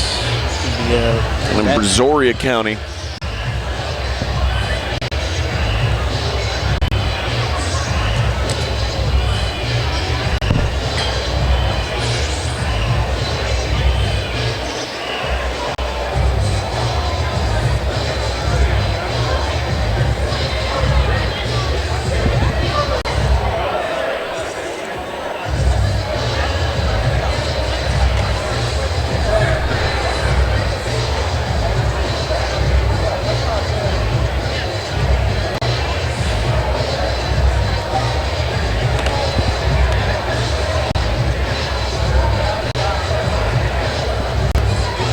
to Young Rolos, and good luck to Anthony Rodriguez, who'll be fighting later on tonight. I believe the third to last fight.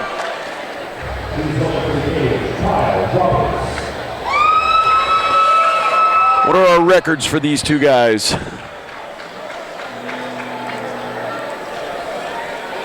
Charles is the debut, and then Kyle's 0-1. All right. Kyle fighting out of Premier Striking and Pressa BJJ. Couple 155ers.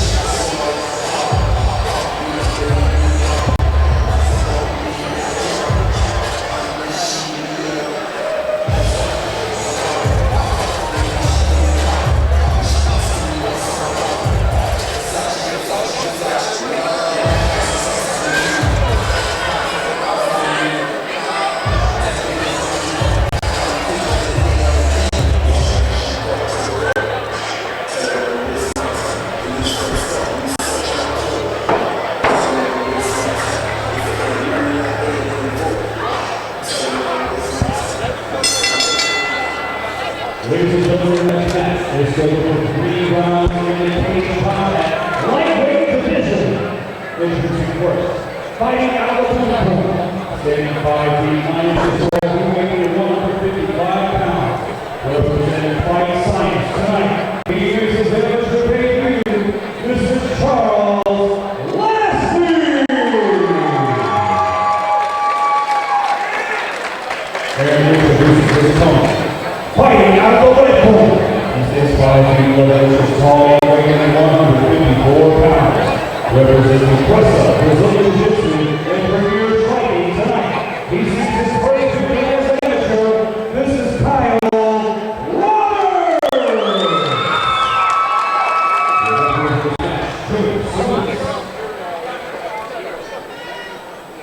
And here we go.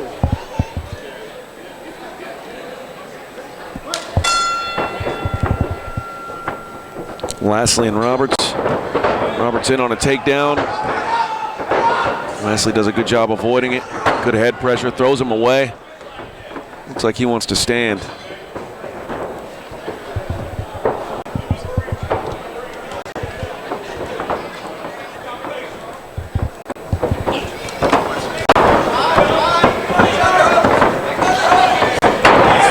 Roberts going in for takedowns, but not changing levels, sort of reaching down from up high. That's not going to work, especially against a guy who looks to be a pretty good athlete in Lashley here.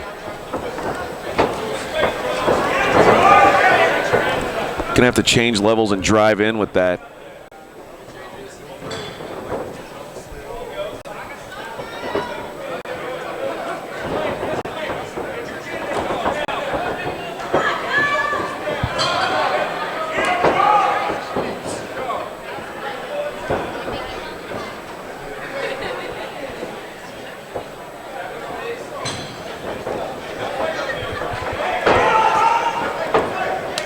Oh, Lashley with a brutal body shot, a knee, and Roberts grabs his guts and falls. They're going to stop this fight. Oh my, what a knee by Charles Lashley. Oh. I heard that.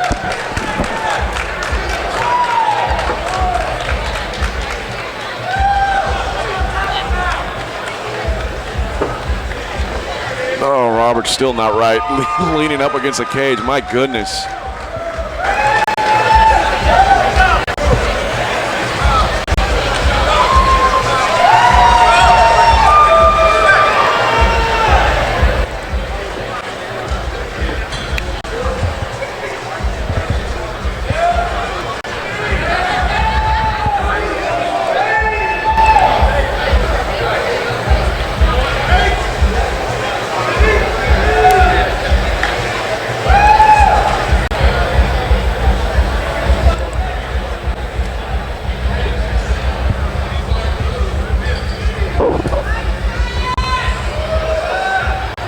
Roberts trying to walk it off. That's a devastating strike.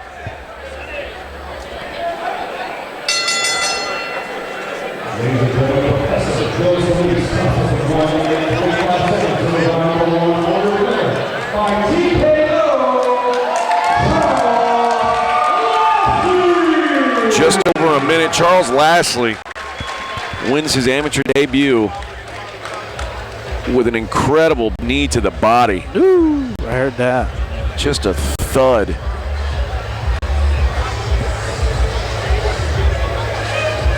Do you know anything about Fight Science Fitness Center? I know a couple of those guys, yeah.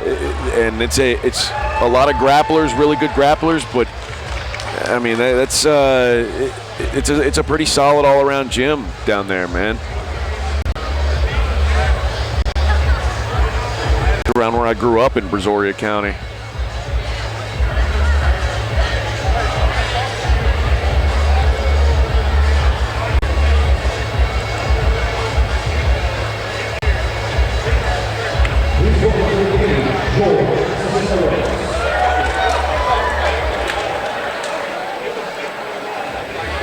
Coming up, George Cisneros versus Steve Garcia.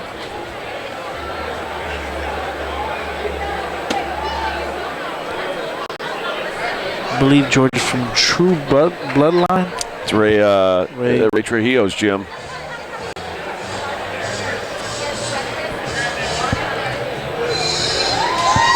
Oh, sorry.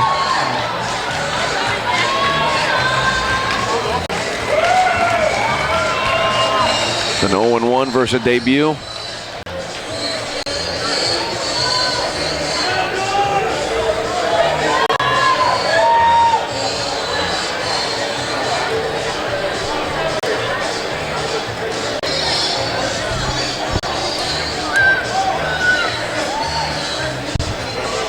Have a seat, Cody Phillips.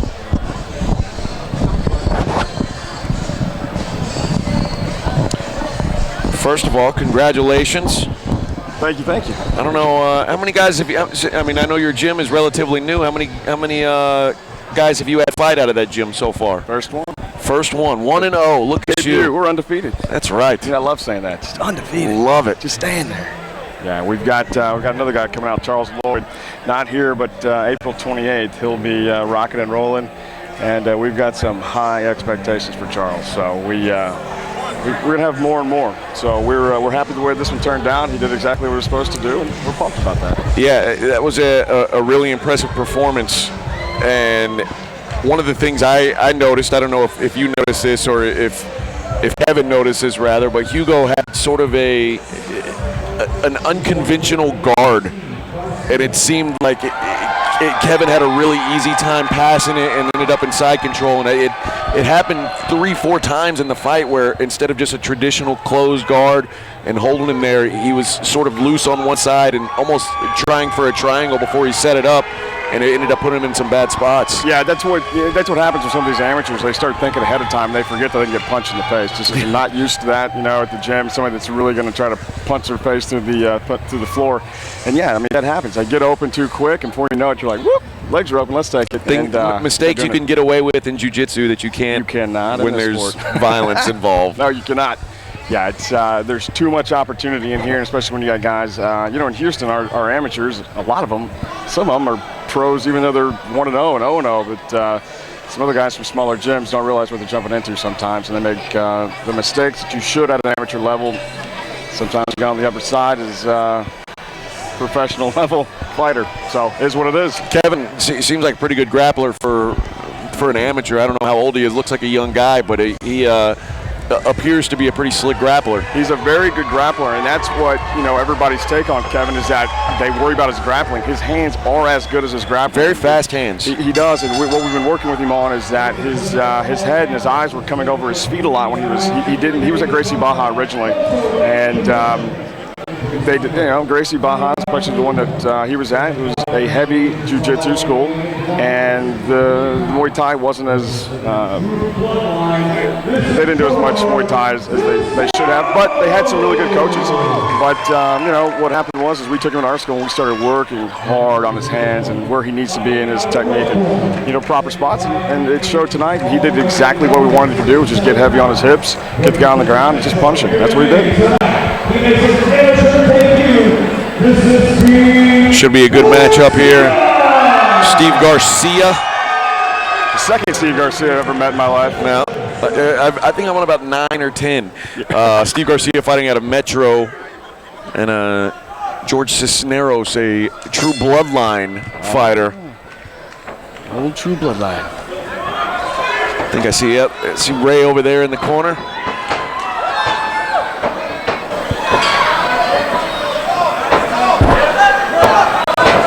Look at those new Hayabusa. Oh, good takedown. Good inside takedown there from him. And Steve Garcia works to mount quickly. Big punches, too, from Steve. He's got that Salsa Lee style. He's slick and he's good. He looks pretty technical. That's what he's doing here in the opposition. Working back to get him on the mat.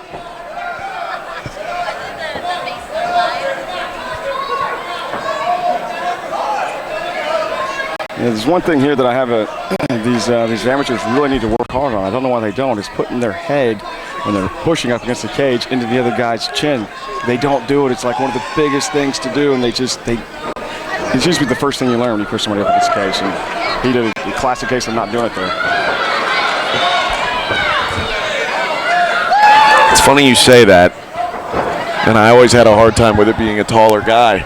You would. It's not something I really learned. These guys that are shorter, there's absolutely no reason that they shouldn't. That you dictate where the chin goes, where the head goes, the body will follow. And these guys, it's the best thing to do. A lot of these guys they're not at the spot yet where they need to be cerebral fighters. And this is where they need to learn that stuff. And a lot of them are looking for head hunting, and they need to be looking to break down people instead. Garcia quickly to the back.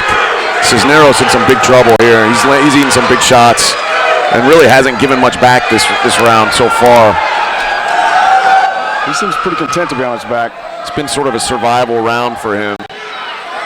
And now he's in a spot he's fully mounted. I don't know how much longer survival is going to work. Garcia, big legs. This one's going to be over pretty quick if he keeps doing that. Turning his body over and shoulder to his opponent. And I've noticed more and more of this. I noticed it in the last fight when these guys are mounted. Yeah, these guys are mounted and they're pushing on shoulders and faces instead of hips, and it's just not gonna end well, and that's what happens. Yeah, and one thing these Amies need to learn about is that they're not, when they get into, Gray's upset right now with the referee. They stopped it too quick, but these guys at amateur level, they're not going to let them do what they let them do in the pro. They're not getting paid for this. They're trying to get these guys and keep them, in this cage for another opportunity. And these guys got to realize, you turn your back and you start acting like you're hurt, put your hands over your face, they're going to end it. It's over. They're not going to let you do that.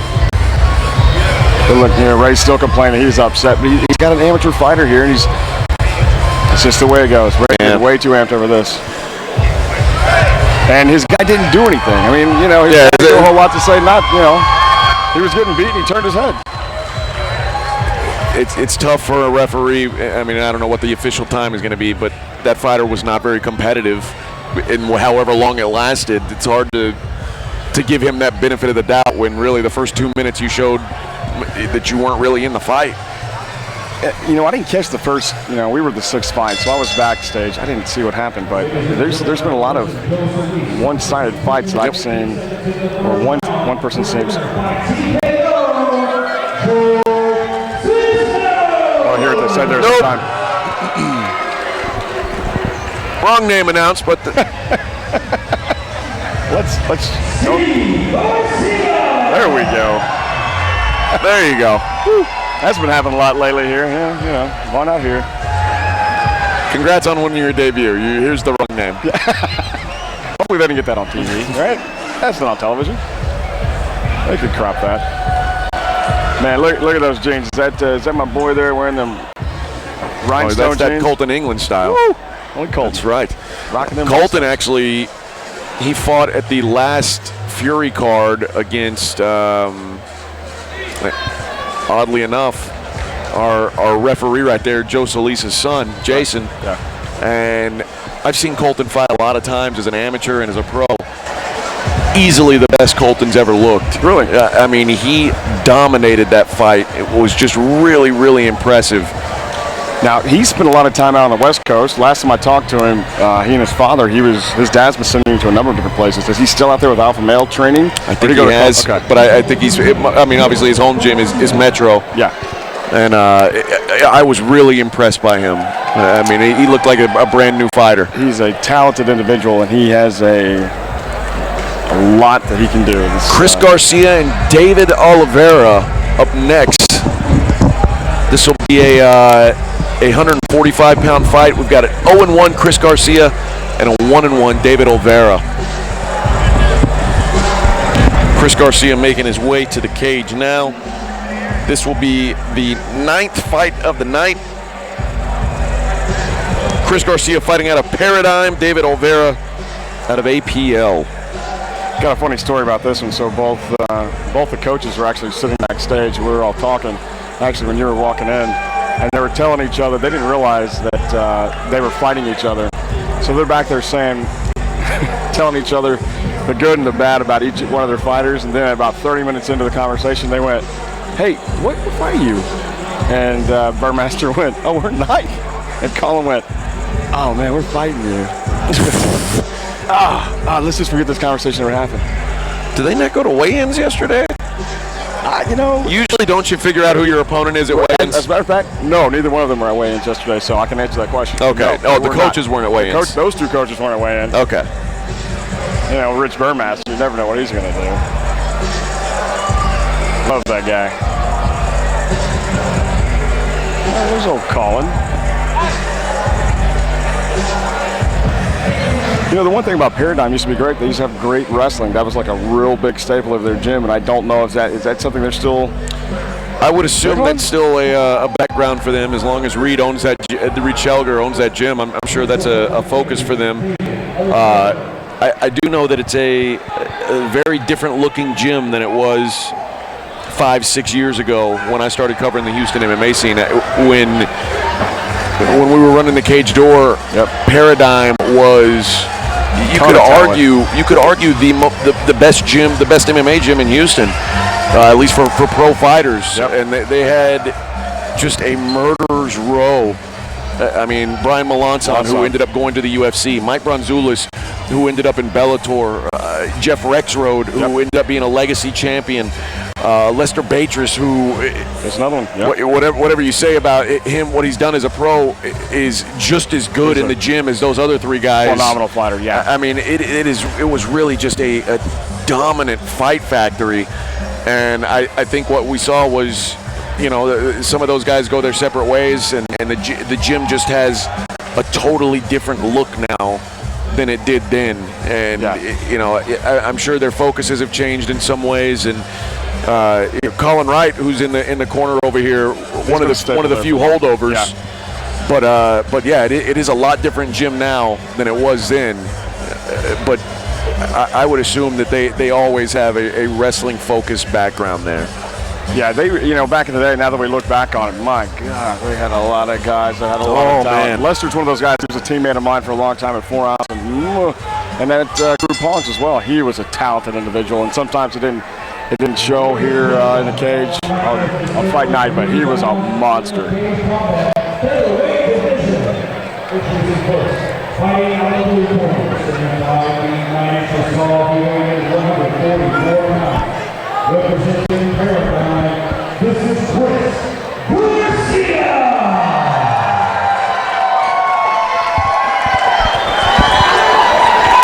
You say Twix Garcia? Chris Garcia. I said Twix. I was like, sweet.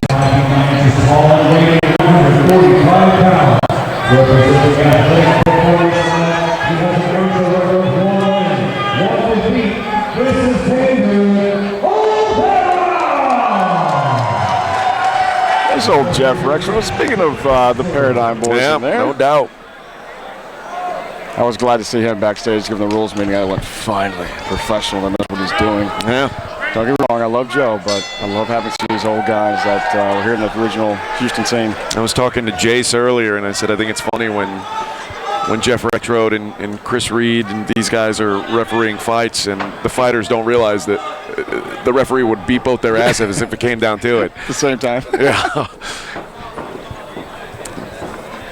Chris reffed a fight at the last Fury card, the 205 fight. That ended up being pretty lackluster. Guys got tired, gassed out. It ended up being a really ugly fight.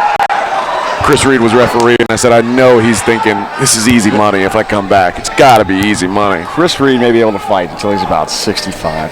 I think Chris Reed is 65, but I think he could fight till he's 70. All right, 85. Okay. If he's 65 and looks like that, I need that stuff. Vera controlling the center. Vera was very calm and collected in the back. He was actually in our dressing room, and he was laughing, having fun. I mean, you got Rich Bergmaster as your coach, and he was having fun and laughing. I couldn't tell which one of the guys was a fighter back there in his camp. When Rich Bergmaster is your coach, you're always going to have a sense of humor, and you're probably going to wish you had more skills. You'll be poorly coached, but well-humored. You'll laugh afterwards, and we'll go get Whataburger.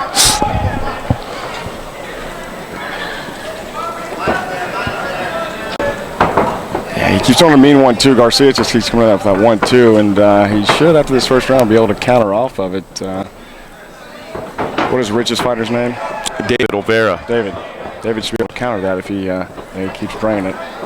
1-2 leg kick. Garcia's throwing out some kicks and things like that, but nothing really with much ill intent until he throws that right hand that landed on Olvera. Oh, big leg kick, but it's caught and countered by Garcia.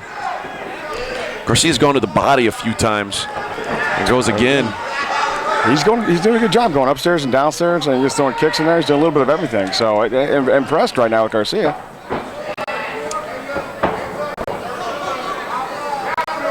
One thing I always had a hard time with is especially standing in front of your opponent, throwing straight punches to the body is just something that just felt awkward to me. You got to be able to step. You got to get it to your outside so you don't get clocked. Because if your head is up, you're going to get one straight down on the nose. So you got to set it up properly. That's for sure. It's one of the great ways to set up a spinning back fist is a body shot. And most people don't know that, but Kevin Ross taught me that a number of years ago. And I was like, oh, that makes sense. Kick caught. Olvera on top. Garcia in a guard, open guard. We're at the 10-second mark, not going to be able to do much with it. But maybe an arm here. And he's going to survive the round. Now, that's a tough round to score. Olvera gets that takedown, but doesn't do anything except almost get armbarred with it. Yeah. And it was a close round on the feet. Yeah, I would give that one to Garcia from Paradigm. I saw a little bit more action from him. He was pushing the pace. And I think he landed a few more punches and did a little bit more damage, not necessarily to the face, but he landed some harder right hands. And again, he was going upstairs and downstairs. Pretty impressive little show of technique there. Impressive pectoral muscles there. That shooting must work out. She. If my wife's listening, it's a he. If your wife's listening to this broadcast, something went wrong tonight. You call her and ask her. Text her real quick.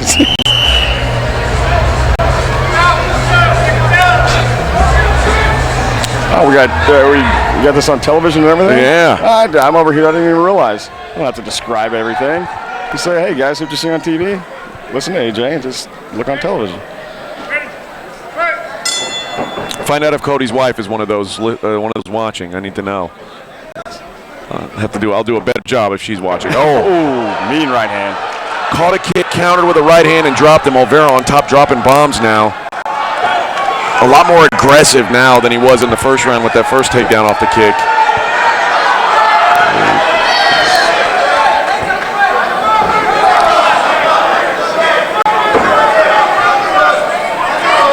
Garcia tried to wrap up a leg, couldn't get it. Now he's in a half guard. And here's another situation. You got a guy against the cage, the guy on top, and some of these cats need to start doing a better job of using their shoulders and foreheads again. So he needs to push his head into the cage, give him nowhere to go, and then use his guy. Oh, he almost had an armbar there. Use his top position to drive down shots, set his hips in properly, and to be able to drive down shots. And again, it's at the AMI level. These guys need to learn that, though. Some of the basic stuff they really need to not glaze over in practice.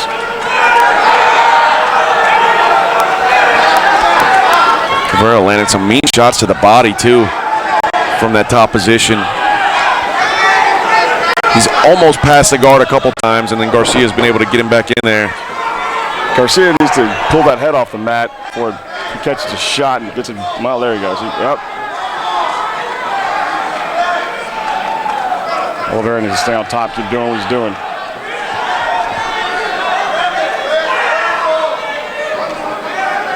Pins his arm down with that knee. Yeah, the problem is he can't use elbows. So it looked good for a second, but he realized, I can't use elbows here.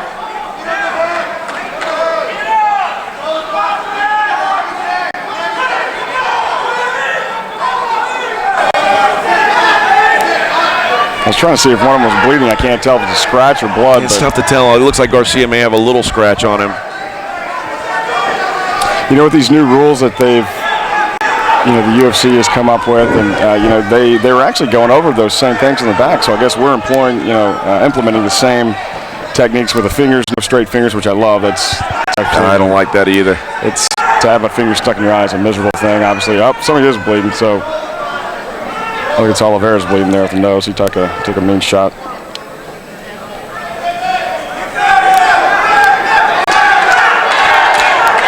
You don't mind bleeding as much when you're the guy on top. No, that's all right.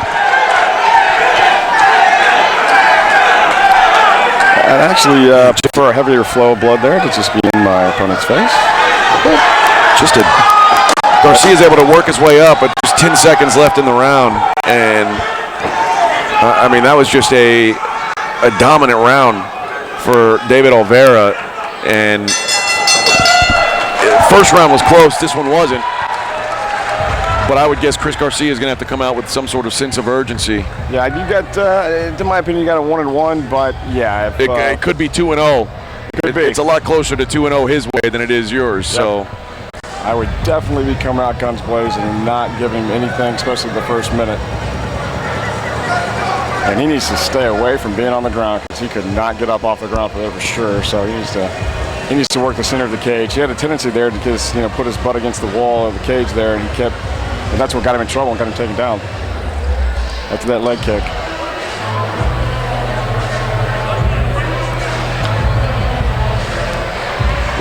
Something else, these guys, I sometimes have a concern now that we do more mixed martial arts, as opposed to everybody's got cages in their gyms now. We don't have a cage. We don't at all. I like our guys to separate jiu-jitsu from Muay Thai and striking. And then after the normal classes for the day close, then the fighters can get in and mix up. But I like to train them separate first, and then the advanced guys can put it all together. But I think there's some things that are getting missed. A lot of the basics, these guys, and watching this, closely for the first time since we've had, our website and everything, back then a lot of us were all training different hours, different class. 1 hour for jiu-jitsu, 1 hour for Muay Thai, and next hour maybe mixed martial arts. And you learned the basics of everything. I think some of these guys are going right into mixed martial arts schools. They just teach mixed martial arts. There's no particular art. And I think they're missing a lot of things that I'm starting to see here.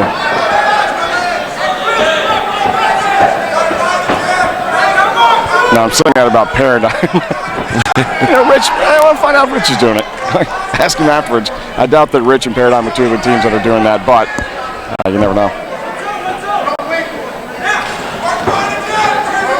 Last time I was at the Athletic Performance Lab, there was a cage there. I know Paradigm's always had that, like a wall cage. Never a full, a full octagon, but they had a fenced wall that they would use. And I think that's important too. I think it's important to know what it feels like to try to get up against a cage and not just a wall. Yeah, it is. You're right. That's like one of the things we've discussed time and time again at the gym is, are we going to do it? Are we not going to do it? Are we going to do it?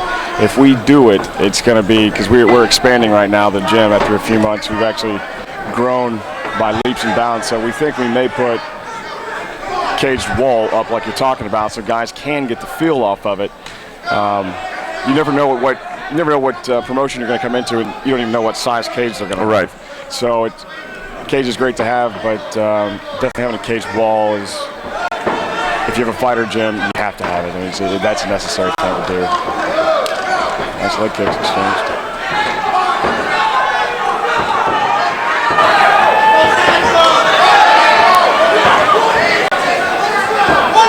You still surprised how little leg kicking you see? I am. When I was an amateur, that was a big weapon for me. Mostly just to keep my distance. You know, it's easy to jab, but sometimes you know, when that's all you're thinking about, you can throw those leg kicks out there, and that was a major weapon for me, especially when I first started. Yeah. And yeah, I've noticed tonight, with a couple of exceptions, there just hasn't been a lot of it. As I say that, he throws one. Yeah, well, these guys, this third round, they have been throwing quite a few, which I'm happy to see. But a lot of guys don't utilize it. Joe Rogan talks about it all the time. I'm in, same boat you guys are in. I want to see more leg kicks. You got to break somebody down from the ankle up. If statistically speaking, it's a lot easier to break somebody's legs down, hit that nerve on the inside of the knee or the outside. I think it's the inside of the knee. Now he's using his toes here. He's going to hurt tomorrow, but much smarter to do that statistically. It's another close round. I mean, it's interesting because that's a tough. If the two close rounds go to Garcia, and then the one closer or the one round that wasn't close at all, it goes to Oliveira. I mean, it could be a weird decision here, but it does go round by round. And one of the fights that I talk about when I talk about MMA scoring, when it comes to that especially, is the GSP Johnny Hendricks fight. Yeah. Where a lot of people were really upset that George St. Pierre won that fight. And I was actually at the arena for that fight, and I said, go back and watch that fight. And at the end of each round, tell me who won each round. Yeah. And the rounds that St. Pierre won were close rounds, and the rounds that Hendricks won were not close rounds. It was pretty clear that Hendricks, dominated that round. But at the end, GSP wins 3 of them. Hendricks wins 2. It doesn't matter how one guy's face looks. They pick up these scorecards at the end of every round. Yeah. Let's see what they say here. Ladies and gentlemen, after 3 rounds of action, it goes to the judges' scorecards for the decision. All 3 judges scored by 29-28 for by unanimous decision. Like I said, Chris Garcia, who edges out round 1 and 3, and David Oliveira, who dominated round 2. It just wasn't enough. Yeah, it's when you feel like you walk away, you feel like you did more damage in the fight. That's not the way MMA scored. Pride scoring, David Oliveira wins that fight. Yep. But that's just not the way it is anymore. You've got to win 2 out of those 3 rounds, and Chris Garcia just won 2 out of the 3 rounds. Yeah, that's it just comes down to what the judge may have a bad day. Well, listen, I mean, look at his son. All three judges scored at 30-27 or 29-28. Yep. So they can't ask for better than that. And they all saw the same fight. Yep. I mean, we saw the same thing, and we said that could happen. Yep. And I feel for David Oliveira, who, I mean, he's got to feel like, man, I did more damage, but the first and third rounds, I don't think he won. Yeah, when you get to the AMI level, I really think that first round couldn't be more important. The first round is so important. If you really lay some lumber down in the first round, if you can jump out in front, you turn the judges' attention onto you. They're looking more at you as opposed to watching your opponent, and especially if you're a champ, you kind of get the edge a lot of times. But it's extremely important to come up that first round and give everything you have to give. Now, this is going to be interesting. I want to see this individual. I think this is another hard head hitters individual. Yeah. He was dying yesterday to make weight. Yeah, he was in his car, heater on. He had to go back a number of times to try to make weight. I've never seen either of these guys fight. Ben Hiracheta versus Freddie Leal. Ben fights out of Hard Head Hitters, which is a gym with a traditional martial arts background, a point fighting, sort of a kick-heavy striking background. Charlie Ontiveros Sr. leads that gym. Charlie Ontiveros Jr. probably playing a big role there as well. And as Charlie Jr. walks by right now, he's going to be cornering his man here. Charlie Sr. there as well. And Freddie Leal's out of Brazos Valley MMA, which is Bubba Bush's school, which is going to be a heavy wrestling-based attack, at least if the stereotype of gym to fighter translates, which isn't always the case. I'll tell you what, there's one thing Bubba Bush does good, phenomenal, and that's putting you on your butt, putting you against the cage, and reckless abandon, but technical. I'm not going to lie to you. The guy, he comes over to the gym. He's brought some of his guys over to the gym a number of times. And the reason being is exactly what you said. We wanted guys to push our guys up against the cage and get heavy. And who do you call? You call Bubba Bush. Yep. And I worry in this case for Hiracheta, who, if he is a kick-based striker, it's not ideal when you're going up against a top-game wrestler. Nope. I guarantee you these guys are going to be catching legs, pushing to the cage, and Bubba Bush is going to tell them to beat their brains out. That's just what's going to happen. I've not seen either one of these two individuals fight, but again, watching Hiracheta yesterday, what he was going through to make weight and how many times he had to try to get there to do it wasn't, I thought, man, this poor guy, he may not make it. But he made it. I think he made it. I don't know what he weighed in at, but I think I actually saw Bubba post last night, congratulations to him for making weight. Because he did everything he could. It wasn't easy. He was in the car, heater on, parked right next to him. And oddly enough, I mean, Freddie looks like the bigger fighter here. He looks healthy, thick. I mean,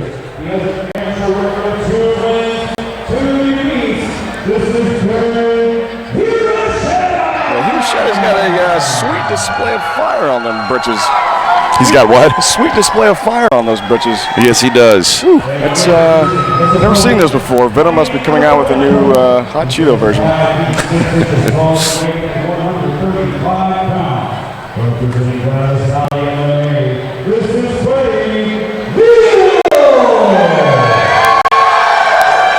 One and two and 2 and 2. Let's see if me stereotyping fighters based on their camp works out here. Yeah, never bet based off what I say. Well, he's definitely got a little bit of a karate stance. Hiracheta, that is. And Leal, I've already seen him dip down a couple times to change levels. I think we may be onto something with that. Oh, Hiracheta lands a big right hand, and Leal, his eyes rolled back. It looked like he wanted to go down, but he stays up. And my guess is, if he is a wrestler, he's going to be looking to get it done, and he does. Big takedown. Now he's in side control. Brother, you were spot on with this one.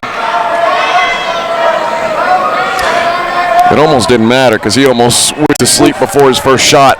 His brain said, takedown, takedown. It's funny how that works out. You don't know where you're at, you're like, takedown. Yeah. Come home drunk one night, don't know where you're at. Mom, takedown. Nobody wants to wrestle until they almost get knocked out. Take a mean overhand right to the eyeball. Leal in side control here. Hiracheta not digging for that underhook. And Leal presses him up against the cage. This is not a good position for Hiracheta. He made a mistake of stopping right when he got to the cage. Now, one thing I am going to give a lot of guys now, they are learning how to get up with the cage. Guys, immediately when they get to their butt, they're using the scoot to get back to the cage to get up. And I have been impressed with everybody doing that. That was not something that we were really learning 10 years ago at all. But now it's a mainstay. Hiracheta back to his feet and back to the middle. Hiracheta's one to fight. Let's throw. Oh. Now Leal throws a good lead left hook. Lands. Proper kick. He stepped to the outside and kicked and landed there, and that's why he landed, because he didn't step straight towards him. He stepped to the outside to throw that right leg kick. Liao, when he throws punches, he's leaving his hands, he's throwing his hands all the way across, and he's leaving himself open. And Hiracheta is so quick. He's a much quicker hands than Liao, it looks like. And he's been punished a couple times. That's how he almost went down at the beginning of this round. You know, the way Hiracheta comes forward, all Liao needs, they did it again, all Liao needs to do is stop his momentum and drop, lean forward. He'll be able to take the guy straight down. Liao not wasting any time with jabs. These are all big looping punches from the outside, throwing haymakers. I'm assuming all with the intent of setting up another takedown. Oh, he jumps into a jab.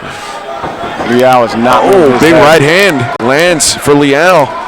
Once again, see, Liao is not moving his head off the center line. It's there every single time. Hiracheta knows exactly where to throw it. Right at the bell. That's an interesting round to score too. I mean, neither guy should feel like they won that round. Right now, Bubba needs to tell this guy, you know, you've got to push this guy up against the cage. Don't give him the distance and push him into the cage and shoot in. Listen, the guy can't move enough, or can't move around, excuse me. You know, Hiracheta, he has an easy opportunity to land punches because, again, Liao is not moving his head. It's on the center line. It's in the exact same spot every time. And I said neither guy should feel like they won the round. My guess is both guys feel like they won the round. Look at our audience just growing and growing, my Leaps man. and bounds. You know, I had no clue. You know, I thought we were just coming over here to just talk amongst ourselves. Now, if you're in Hiracheta's corner, what are you going to tell him? Do the exact same thing? I'm gonna tell him to be careful of the takedown. Be careful on throwing those kicks. But I'm also gonna say he's not moving his head. He's there to punch. Keep punching him. You know, Liao's done a good job of. Hiracheta's doing a good job because Liao's keeping his head exactly where Hiracheta wants it, which is right in the center. But Hiracheta takes 3 or 4 steps in to throw pretty much everything. And again, Liao, all he needs to do is drop, sink, and shoot forward, and he'll have a takedown. So once again, the opportunity was there, and he didn't do it. But he needs to move. This kid needs to move. Liao needs to move his head. He's going to get punished. Yeah, that was too far outside, obviously. See a little Charlie Oliveira there in this young man. Not at the level, but I see where Charlie's kind of his mentor. Yeah, Charlie, he's one of those guys who legit power, and Jace Petrie and I were talking about this earlier.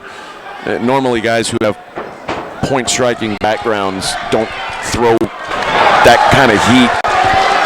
And that's what makes Charlie a special fighter, is he's got that same quickness, and he's always got a lot of mustard on it. Yeah, what's up, brother? Mr. Harry Garcia, the promoter, walked by. You know, one thing, I was talking about Charlie yesterday, actually, and Ryan Hollis. I had such high hopes for him, you know, at the professional level. And, you know, obviously there's a level they have, you know, that they were able to get up to. I really wanted to see those guys go, you know, sorry, hard-hit hitters, but I'm going to say it. I love your gym, but some guys, I have any friends of mine that need to go to other gyms that can produce fighters to give them bigger challenges in the practice room, not in the cage. And a lot of these guys in Houston, you know, we haven't had that one super dominant gym that was able to put it all together and then take these guys at the UFC level and take them beyond what their own gym could do. Right. And I really wanted Charlie to be one of those guys. But again, he's another one of the Houston guys that have found themselves at the same gym they've been at for a number of years, and they're stuck where they're currently at, and usually or you know, used now as kind of like a legacy stepping stone. And Charlie's got all the talent in the world. I think he's got a ton of talent, but I think he's maxed out at his gym as to what he can do. I think he's the alpha dog, and he needs to go somewhere where he doesn't need to be the alpha dog. He needs to be the low man on the totem pole and get whipped and make a debut, you know, year and a half or so, or not a debut, but a reemergence.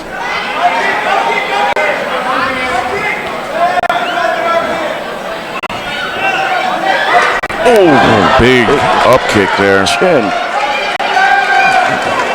Liao trying desperately to pass. He's got Hiracheta piled up, and now he's finally going to pass, it looks like.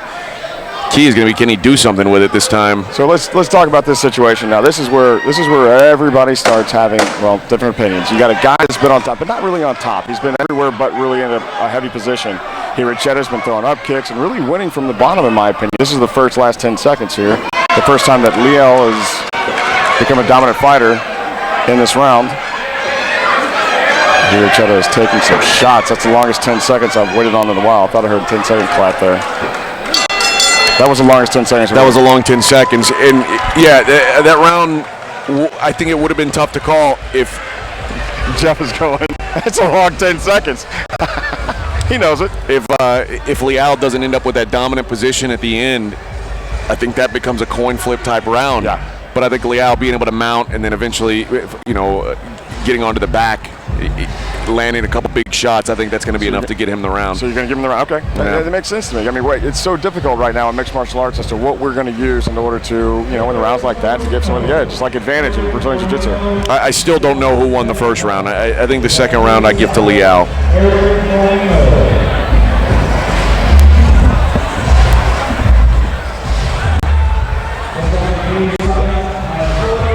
Look, I didn't even see Mr. Chris Reed over here to the right. Chris Reed judging tonight, that's right. No, he was 3 feet away from us. You're watching Cage Combat 28. We're on fight 10 of 14. 4 more to go after this. Ben Hirocheta and Freddie Liel going right now. They're in round 3.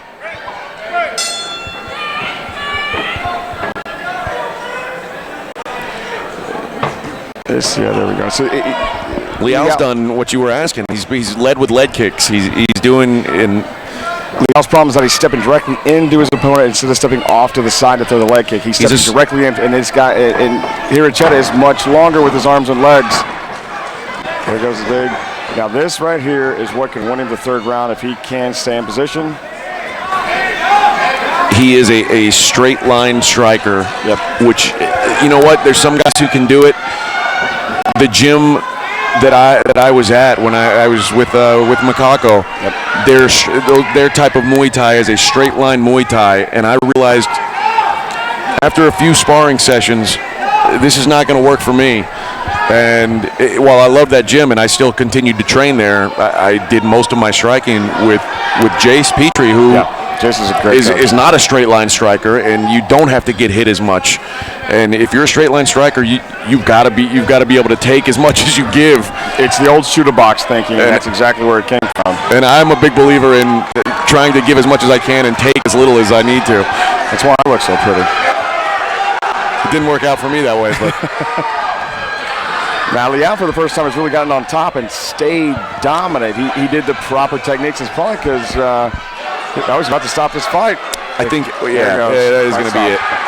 They're stopping these fights quick. I don't blame them, but Hirocheta he's not questioning it. I think another advantage you have there is, and this is again going to be stereotyping based on what gym they're fighting out of, because I never saw either one of these guys fight. Wrestlers don't get tired. I mean, typically they're. Bush is going to put them through hell and back. Oh, man. And I remember wrestling in high school, and wrestling practice is harder than 3 football practices. It is a grueling thing, and cardio becomes a real weapon for wrestlers. I still tell this story to this day. I won a belt with Legacy, and I took Daniel Pineda came over and taught a wrestling class in my gym about 2 weeks later. So I was still in probably one of the greatest shape. Not round, but in shape legitimately that I had ever been in. I puked. First wrestling class I ever took. Best shape I've ever been in. I can legitimately say I had a 6-pack at that time. Maybe a Dorito or 2 heavy. But wrestling practice is next level, man. That is, with those guys, they can mentally muster just so much. They're animals. First time I was at school, I was up in college playing soccer, and we didn't have wrestling. I saw a wrestler in the sauna, wet sauna, on a bike with the plastics on, just going to town, cutting weight to make weight. I was like, my God, who is this demon?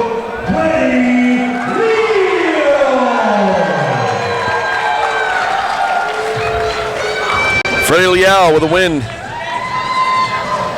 Coming up next, Anthony Rodriguez fighting out of AZ MMA in San Antonio versus Ronnie Byerly fighting out of Houston Muay Thai here in Houston. There's the big guys. in our backstage there in our dressing room as well. I love the Houston Muay Thai guys. You know, obviously we have a partnership with Bob and Corley, Michael Corley and crew Bob Perez, and they do such a wonderful job of breaking down Muay Thai unlike anybody else in Houston right now. And but you know, no bones about it. You got to go to another school to get some jiu-jitsu in. They don't teach jiu-jitsu. All right, we got a 10-minute break, guys, on the stream. We'll be back here in a few. Cage Combat 28, live from Humble, Texas.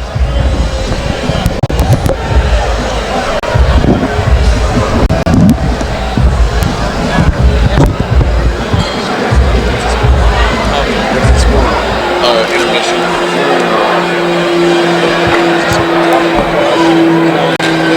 Website, like people pay $2 to watch the fights on the webcast. Yeah, the videos. I love doing that.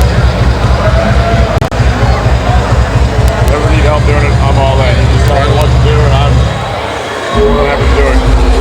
It helps to remind me. Yeah, that at the site, I knew who everybody was. Yeah, when I was site.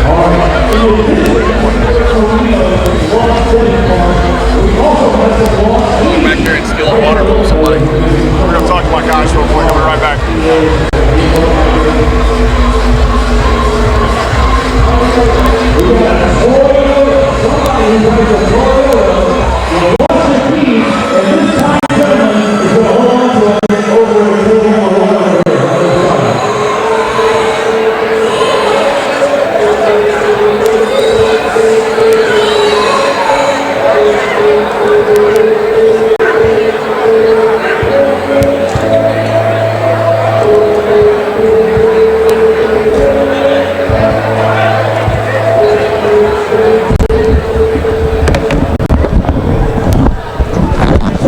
Hey everyone, this is Diego Reyes right back at you.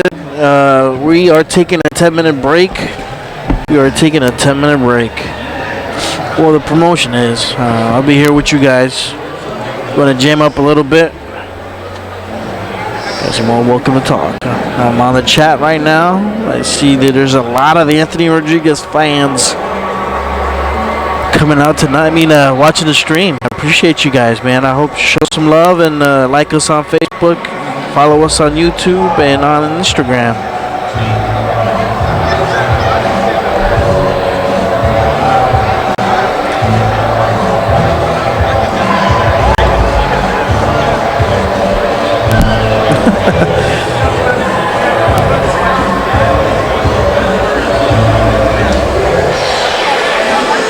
And if you guys are,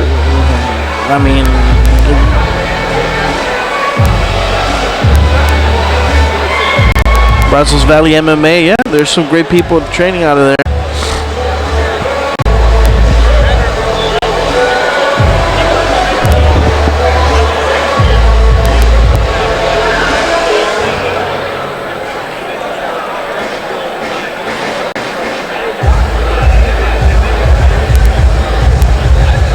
Let me go ahead and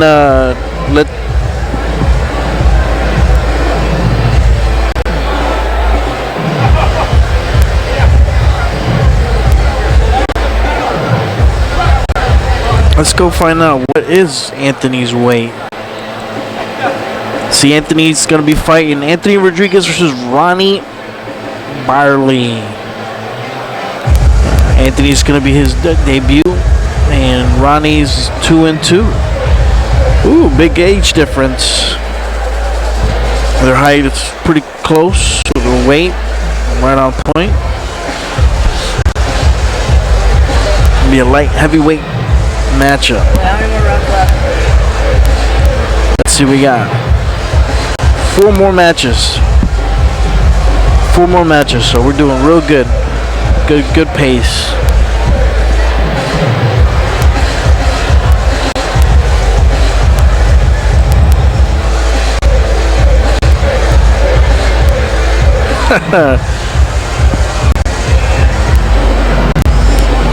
Looks like we got a Ronnie fan as well. D-Ram saying it's going to be 3-2. They're just light heavyweights. Joshua, you think it's going to be a good one?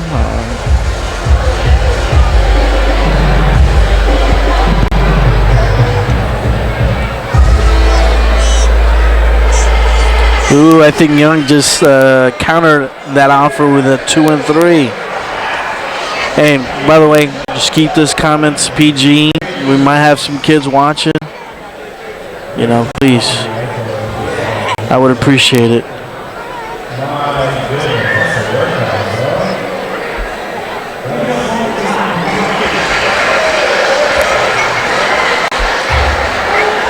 I mean, there's a lot of good gyms in this area.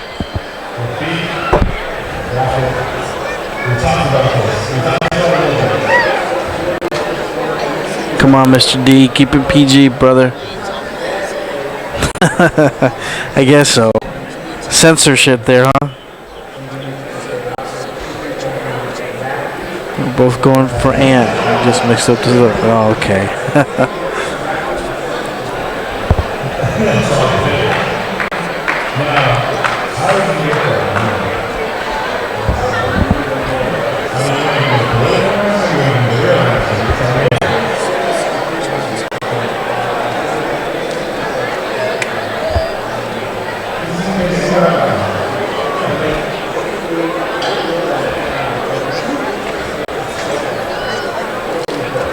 Been nice to see the stream. Well, I appreciate it, Mr. Joshua. I appreciate you, Mr. Aldridge.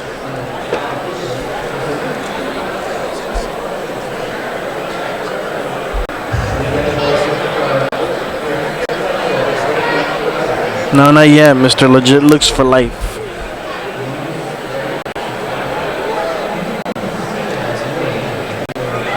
As you already know, we're out of Humboldt, Texas. We're actually the promotions fighting in Humboldt, Texas. But we've been going, well, the promotion itself has been going all over. Let's see, I don't have an event. Oh, yes, I do. We have next week here, we're going to have a Submission Hunter event where it's going to be submission only grappling.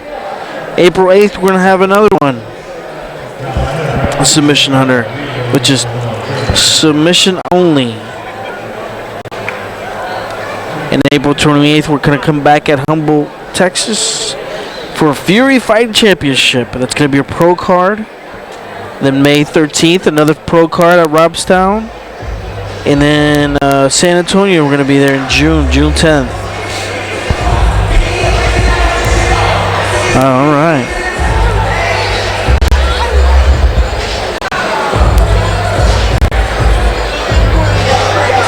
Get a shout out for Haley. She's 9 months old. How you doing, Haley?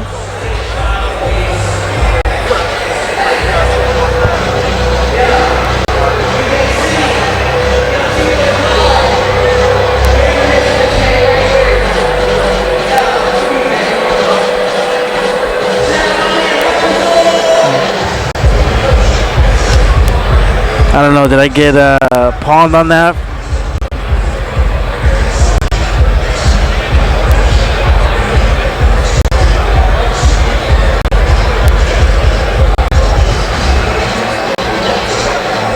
Shout out for Extreme Showdown Wrestling. Let's go, Anthony. Who's up next? The next card, it's going to be Anthony Rodriguez versus Ronnie Beverly. If I'm saying it right, if I'm butchering it, I apologize. He's fighting out of Houston Muay Thai. Gracie Humada. Oh, it looks like it's going to be a good fight. Holy cow. I gotta hear Mr. Marcus Sprinkle's gonna take over the mic. He's gonna listen to you guys and talk. But again, that's gonna be the upcoming fight. We're gonna have 3 more fights left. Let's see. Let's do that. Let's see. We have Eric Jensen versus Corey McCoy. I apologize for that.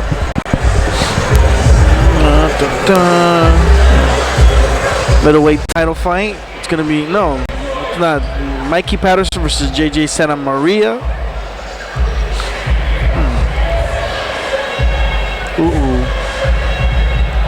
And Carla Hernandez versus Amy Show.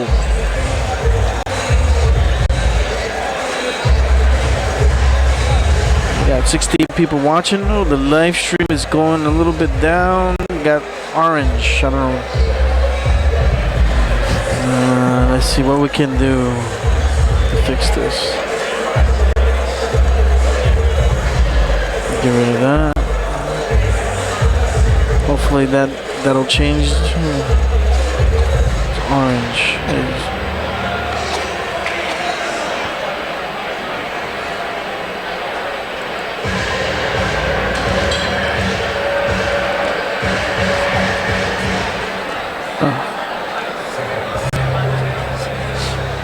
All right, well, I'm going to pass the mic over to Marcus Sprinkle. Marcus, how are you doing tonight? He's our lead camera guy. I'm doing pretty good. Hey, what'd you say? You got a Snapchat and what else? I was on Instagram promoting you, you know. Gulf Coast Fight TV.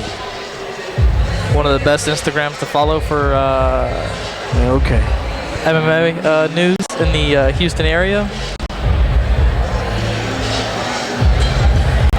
Man, I don't like that stream being orange like that.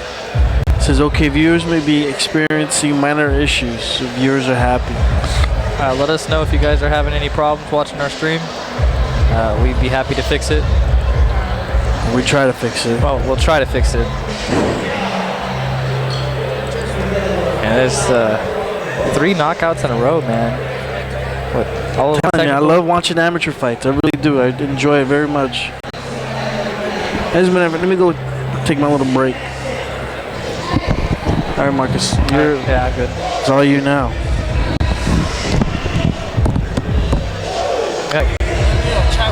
Yeah, I know how to chat.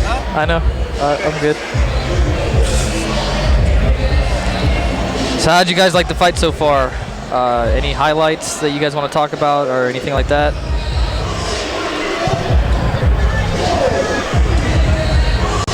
Marcus for president. You know, Marcus would love to run for politics, but I'm not really good with politics.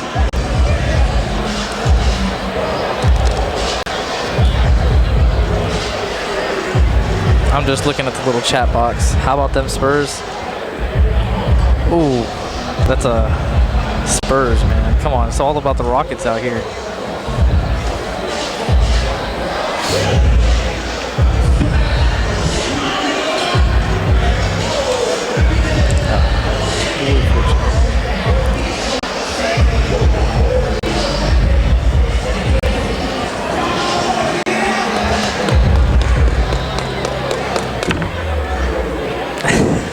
Toronto Raptors.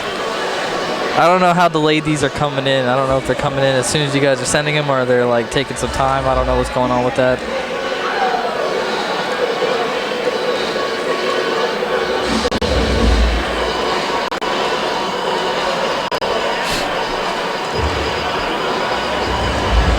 Hi. Oh, what's up, man?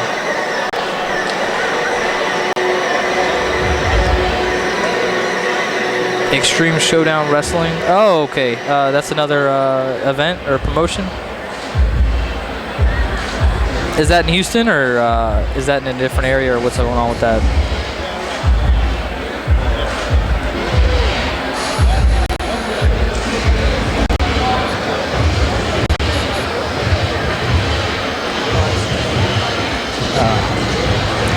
I hope you meant you missed it. Oh, it's a San Antonio promotion. Oh, okay. We spent some time out there doing some Garcia promotion as well. Switching. They're about to start.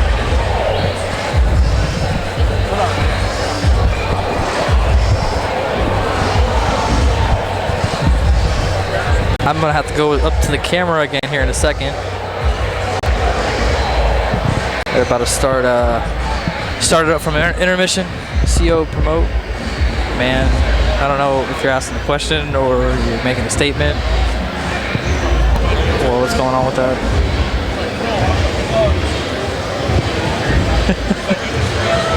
I like your name though, that's kind of funny. 3 more, I think so, I believe so. Yeah, we had 3 more fights, I believe. That's what he said that are coming up.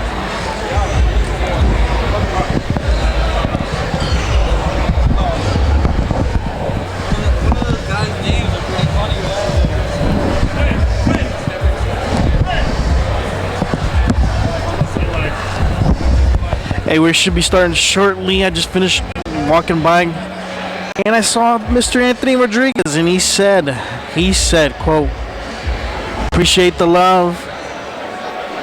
Watch for the highlight. I didn't get a chance to see.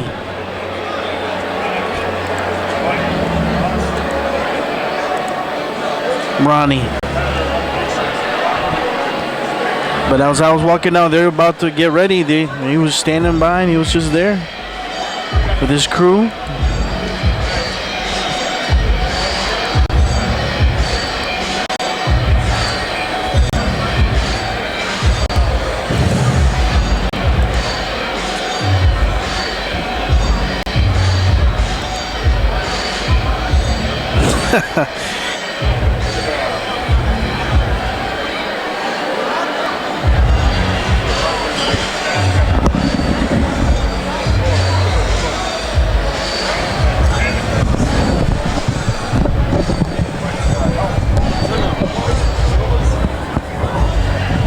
Did we change out that battery or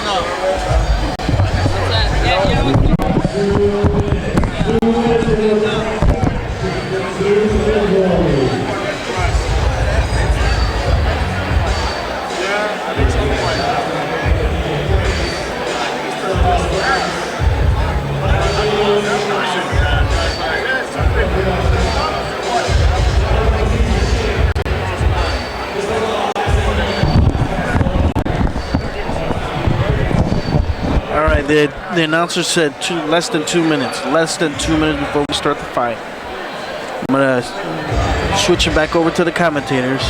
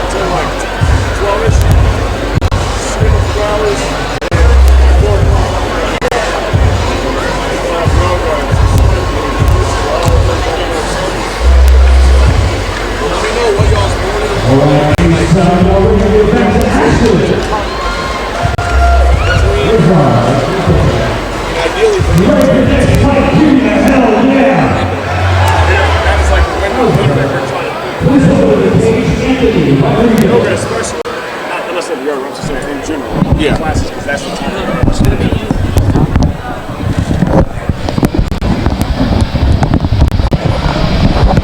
All right. Picking back up, Cage Combat 28, fight number 11, Anthony Rodriguez and Ronnie Byerly.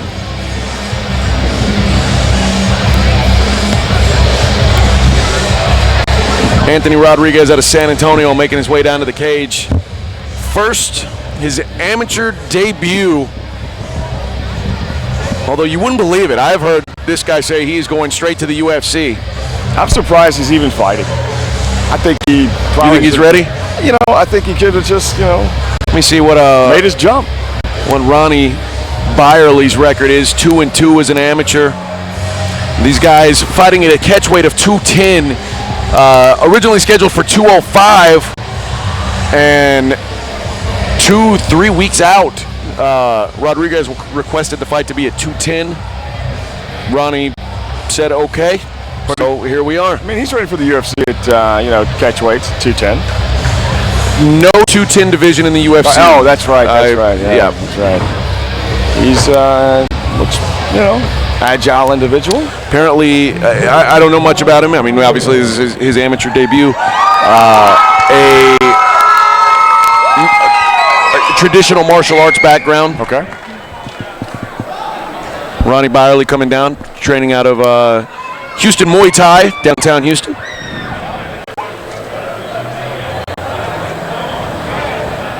Had to tell the man to walk back. He jumped out too early. He's eager. The DJ was slow. Damn DJs. He's got the ever-impressive Jace Petrie behind him as well. Big fan of Jace Petrie's. Jace Petrie cornered me in you know him well. Every one of my MMA fights because he is the easiest person to hear in your corner. You're always going to hear Jace. You'll probably hear him on this broadcast. And that really is an important thing, to have a corner man with a voice that stands out, and especially, and it's not, there's not this isn't an incredibly loud building. No. But Arena Theater is. It is loud. And that's where I had a couple of my fights there, and I couldn't hear. I mean, it's almost impossible to hear your coaches unless you've got someone who really stands out. And it's perfectly round, so it hints the reason I can't really talk right now. I spent a minute and a half yelling at my guy. But Jace Petrie, he's a guy that anytime he says something online, anytime he writes something and it's fight related, he's an intelligent coach, and he knows what he's talking about.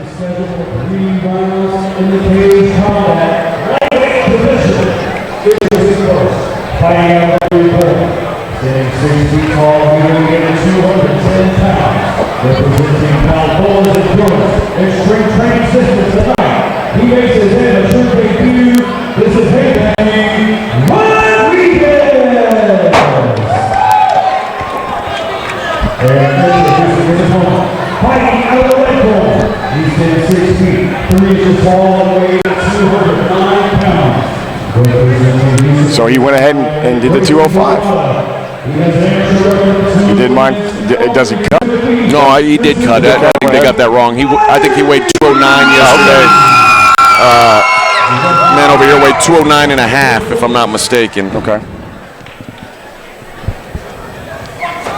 Here we go.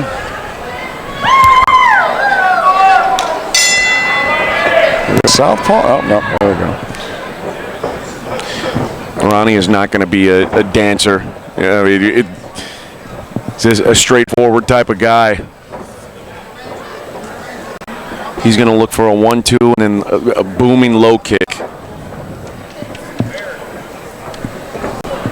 There you go.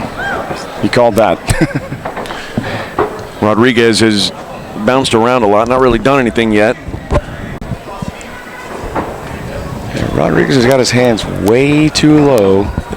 There's some guys at Houston Muay Thai, some big guys too, and these are dangerous dudes. And I did some of my fight camps down there, and it's not a joke. All right.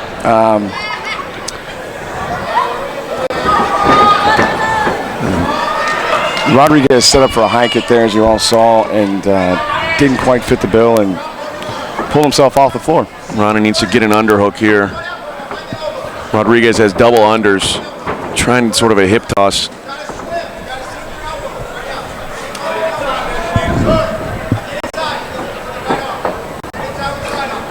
Ron turns him. Still, he's got to get that underhook. I mean, it's really impossible to do anything good. There it is.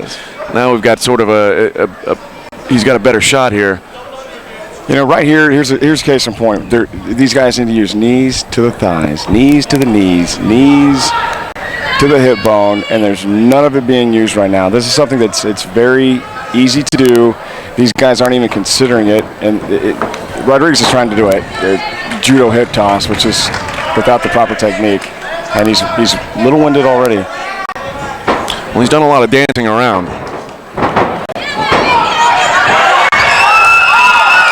Misses Ronnie on him. You hear Jace yelling for the underhook. Yep. There's Jace. And Ronnie's still going without an underhook right now. He's got to get that.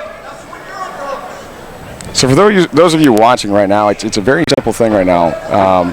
To protect yourself away from knees once you're on the cage, you can simply take, like for instance, your right foot, put it inside of your opponent's groin area to the knee, and it'll prevent, or simply drive your shin and keep it across the hips, and it prevents your opponent from throwing knees.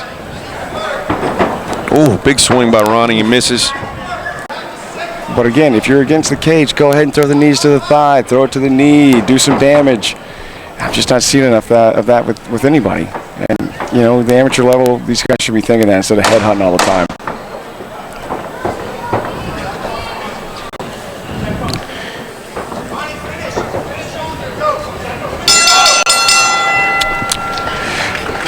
Well, slow finish to the first round. How are you scoring that, Cody? You know, I'm going to give that one to Ronnie. Why am I going to give it to Ronnie? Because I watched Mr. Rodriguez throw a few things that just weren't anywhere close to what he should have been doing, but Ronnie did some stuff. I think Ronnie puts the pace a little bit more than, you know, Martinez was jumping around, or excuse me, Rodriguez was jumping around a whole lot like he was going to jump into the mix, and he never did it. So he postured a lot. Ronnie gave more of an effort to get inside, an attempt to throw some heavy hands. You know, he missed, but he put himself in position a little bit more, took more risks. So simply for that, did have him down on his ass at one point. He did, absolutely. He attacked when it was time to attack. We'll see both these guys push a little bit more. Not a lot happened in that round. Both these guys look tired. You've got a typical debuter as an amateur. Would not let go of his hands right there at all. Danced around a lot. Did not release any real kicks or anything. So he keeps wanting to throw that right kick and trying to fake off of his left side.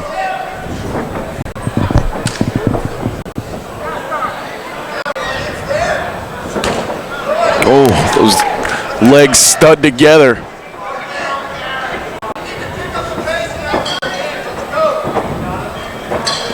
Not a lot of volume here from these guys. Ronnie giving up, sacrificing some footwork to get in there and make some action happen, which will not please Coach Petrie. You know, again, the one thing Rodriguez, well, both of them I've tried to do a little hip toss here, and they're, you know, both of them have been unsuccessful.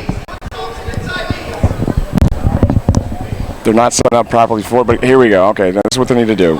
You know, Rodriguez, you know, Ronnie needs to Ronnie really still doesn't have an underhook, and this is getting frustrating because he knows he's got to get that.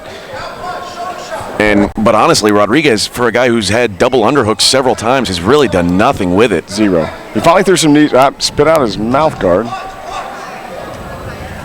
He spit his mouth guard out. Rodriguez looked over and spit it out. That's a very interesting choice.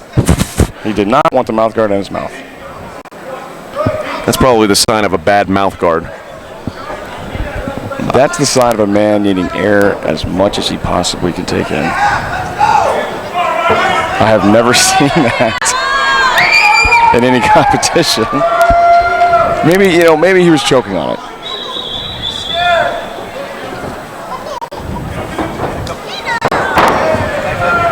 Ronnie again. Ronnie seems like he's looking for that one big shot. Good leg kick.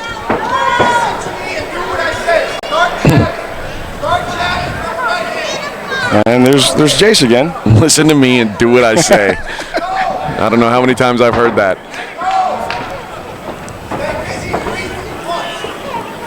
You know, Ronnie's got that traditional Thai stance. Yeah, but there's just not a lot happening here. Ronnie's not, he's been hesitant to let go.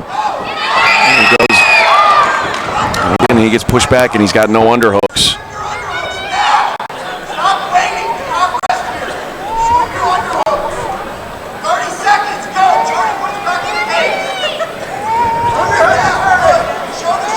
You listen to Coach Petrie there on that time, we got to turn right back around.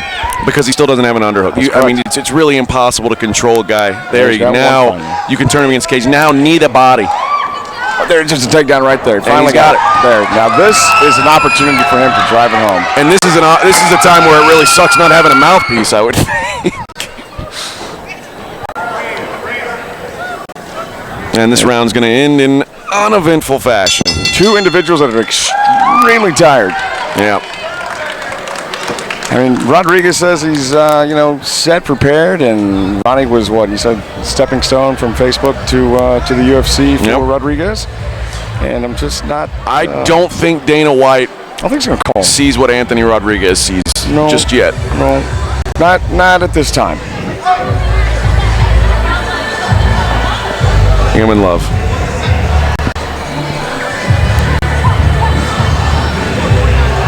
I don't blame you.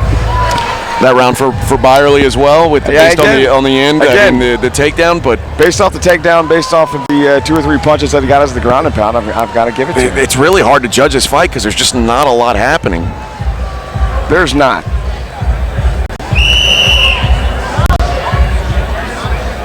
Two big individuals that really seem like they're just feeling each other out, and very hesitant to release their hands at all. They want to play the game of pushing each other up against the cage because it's a protective posture, if you will. If someone would just throw an uppercut, it may land.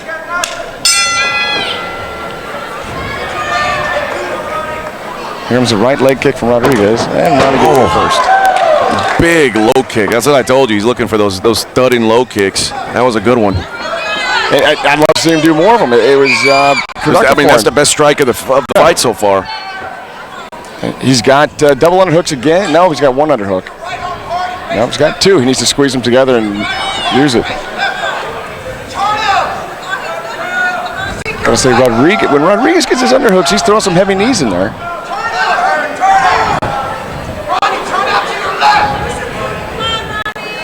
Ronnie is really tired, and that's what's stopping him right here.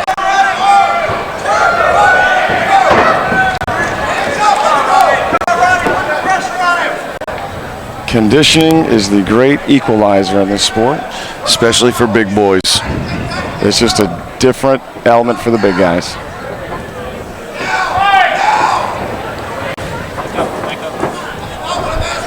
That's what I'm saying. He needs to take 3 or 4 steps and throw that uppercut. Rodriguez dips down every time, so.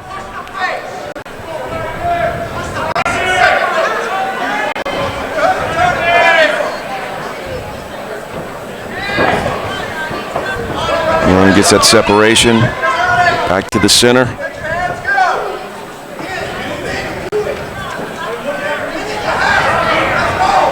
Got about a minute and a half left in the halfway through the last round.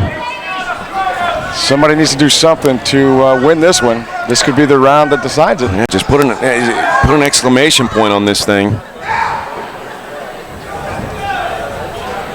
Looks like Rodriguez wants to counter, but he doesn't, like he just did. He catches, wants to push up against the cage, and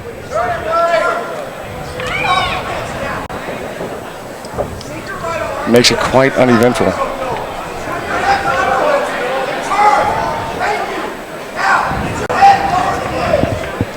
I think Jace is going to be sweating after this one more than these two guys. Jace is going to be upset with Ronnie at the end of this fight because Ronnie's not listening to what Jace is saying.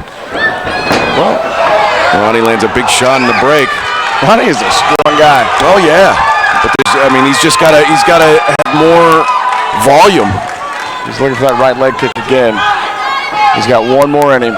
There it was. Just don't go down, Ronnie. Whoever goes down next may lose this round.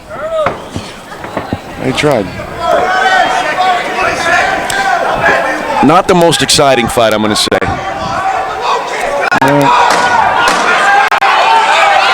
There's a nice big kick to the body. They definitely landed more kicks in this fight than anything else. Well, how do you score that third round?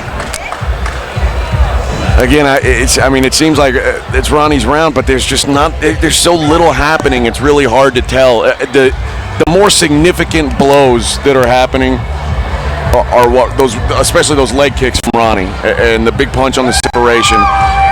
The negative to what Ronnie did that fight was Ronnie spent a lot of time pinned up against the cage with double underhooks. But if I'm a judge, I'm not rewarding a guy who had double underhooks if he's unable to do anything with it the entire fight. I mean, if you get double underhooks and a guy against the cage 5-6 times in a fight and that leads to 0 takedowns, something's wrong. And I feel like Rodriguez just has a minimal understanding of what to do when he's got good position. And I mean, kudos to him for getting that position, which, I mean, it's rare that you see anybody get that position so many times, but you've got to do something with it when you've got it. Yeah, he's got, God bless him for wanting to have the UFC as a dream of his. He's got a lot to learn, as most of us do, to get there. But, yeah, some of the basic stuff, like you said, double underhooks. He's got to be able to produce something with it. He's got to do a takedown. He's got to be able to go to easy double leg. If you got double underhooks. If you've got double underhooks, it's on a cage and no one's even fighting. Even just a simple leg sweep, like a trip. You know, scoop from the inside, scoop from the outside. You're right. But he didn't. He chose to do nothing for most of the fight. Ladies and gentlemen, after 3 rounds of action, we go to the judges' scorecard for the decision. Split decision. 30-27 Byerly, the first card. Judge Chris Reed scores the fight 29-28 for Anthony Rodriguez. 29-28 Rodriguez. And Judge Ray Zerrell scores the fight 30-27 for a winner by split decision. Ronnie gets the win, 30-27, 28-29, and 30-27. Who had given Rodriguez the 29-28? Chris Reed. Reed did, okay.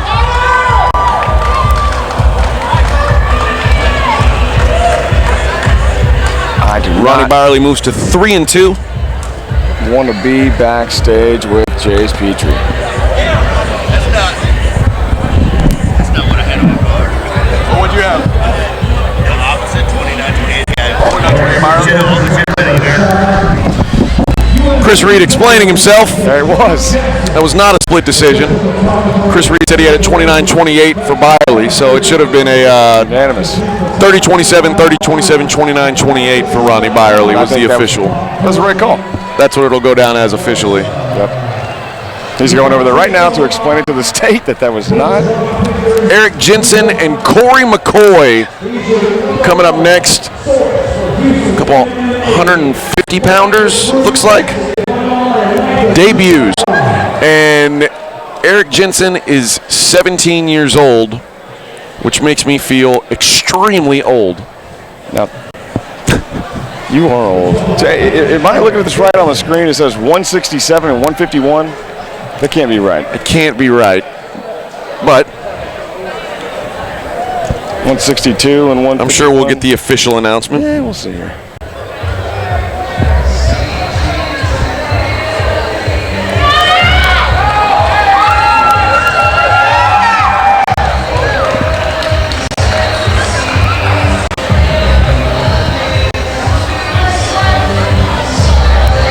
So Eric Jensen here coming out first. What I was referring to up on the screen here in the arena, Eric Jensen, they're showing his weight as 162 and his opponent at 151. Now I know we had some issues yesterday with weight. We did have some issues with weight cut. Yep. They were talking back and forth. And I didn't think this was one of the issue cuts.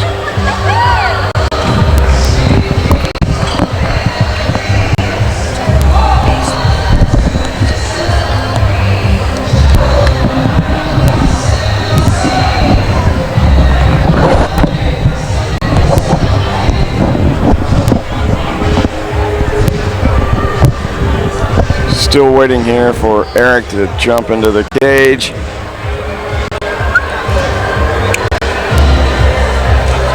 Training out of ACS.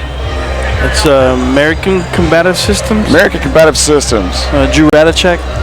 Drew Radicek has been around for quite some time. If you guys know Drew, this community, he's been around forever. Good guy, another good guy in our community. I'm going to throw out there, he's not a 162er. Corey McCoy with a big group of people here in the crowd. Feel like they're all around me.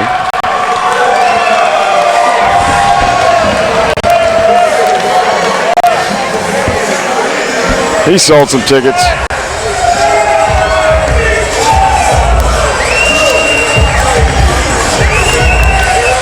Oh boy, Corey McCoy's doing a little flex into the crowd. Enjoying his entrance here.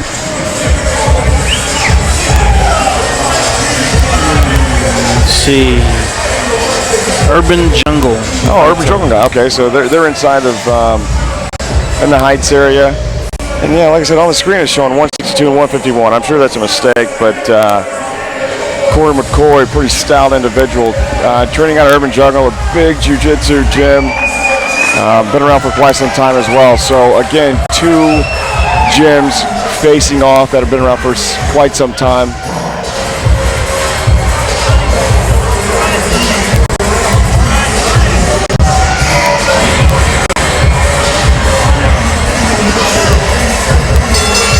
And the Urban Jungle team always does a great job with getting their guys ready for fights, especially, you know, in the jiu-jitsu category, but, you know, also for the MMA scene.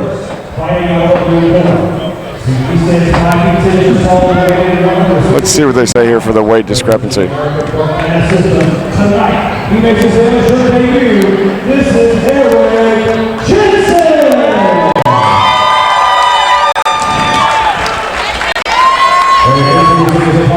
Fighting out of the red corner.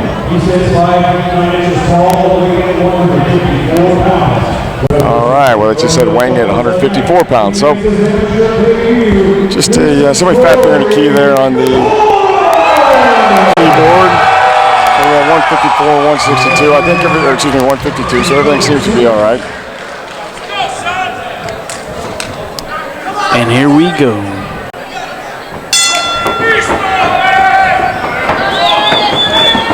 Jensen, a very tall individual.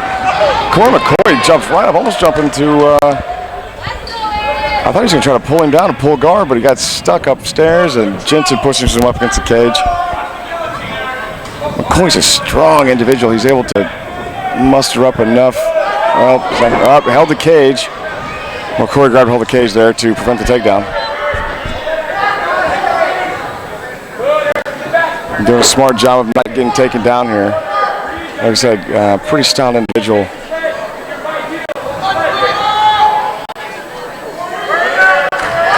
Kind of got a modified Kimura that he's not going to do much with. He's really trying to hold position to make sure that Jensen doesn't take him down. He's got one arm down, as you can see. There Jensen goes. He's attacking that arm down. Now they're both back up to more like a 50-50. McCoy really trying to get turned around here. Ooh, big knee. Sounds a little low there, but you got enough juice going. It's no big deal.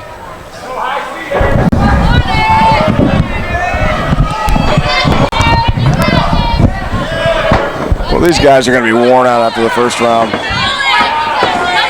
Can't it get tired when you're 17 years old? Yeah, you know. I got McCoy. McCoy's done a pretty daggone good job of staying, you know, keeping off the mat.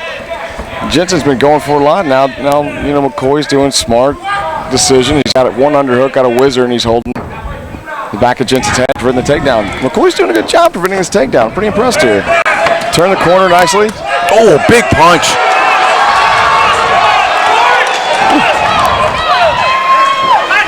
He threw everything behind that one.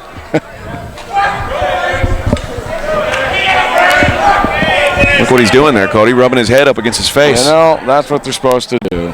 Throwing knees inside the clinch. See what he did? He stepped back, shoved his head in there. That's what you're supposed to do. You dictate now. Is this one of your students? No, not one of my guys. Man, McCoy is winging right hands. McCoy is an urban jungle guy. And he, again, got a interesting wizard. Got a finger in his eye. Oh, Joe slapped him. McCoy gets in trouble for having his fingers in the cage there. It's like a cop move he's using on his neck there. Yeah, maybe he's a cop. Now McCoy, that's, I can't see the other angle here. I don't know. Like the cop move. What's the situation there when a guy's holding onto the cage and it's clearly making a difference in position? I mean, my guess is Joe Solis gives him an official warning at the end of this round. I'd warn, yeah, let's see what he does here. I would warn him, and then if that happens, I'd pull them both to the center, warn one of the guys, get him stood back up because I think he's warning him now. Yeah, there's the warning, yeah. Do not grab the fence because he swiped his hand once and he had to do it. I mean, he instantly went back to holding the cage. He did.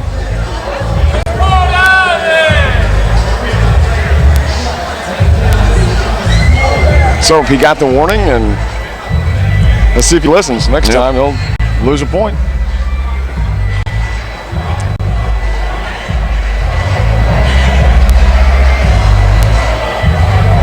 I'd like to see McCoy here use the strength of, or what I would think the strength of his gym is, which is jiu-jitsu. Once he gets it down to the ground, or once he gets it to a wizard position.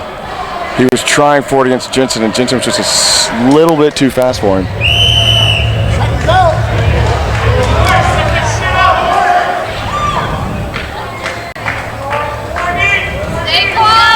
Pretty quick pace too in the first round. Yeah.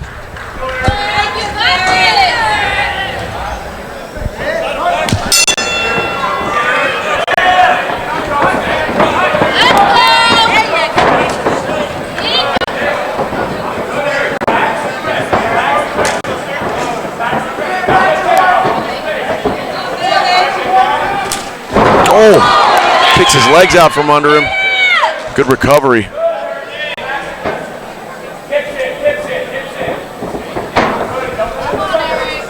McCoy is he's an athletic individual. He's a strong, guy. I think there he goes. That's what he needs to do, is drag it to the ground. Let's see what happens here. I almost think, you say he's a strong guy. I think there's something to the fact that Jensen's 17 years old. I mean, Jensen is 17. He's legit. I didn't know he really was. No, he really is 17 years old, and there's something to grown man strength. That's a real thing. How old's McCoy? Anybody know? I don't know off the top of my head. I think he's 27? In his mid-20s. Yeah. Yeah, you're right. No kidding. Well, then I'm even more impressed with Jensen then. Now, this is where I wanted to see the fight. I wanted to see McCoy going for. Can't see what he's got on the other side, but looks like he's trying to get like mission control. Yeah, mission control, and if he can push off, he can use his right leg, push off the cage. He can probably get a omoplata. Try for the reverse. There's Kimura.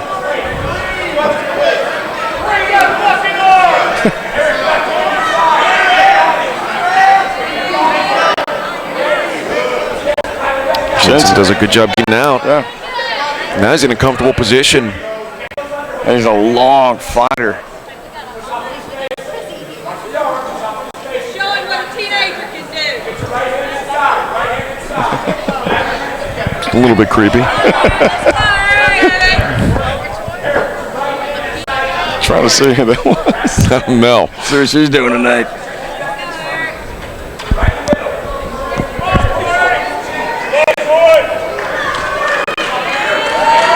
Looking for that triangle is McCoy.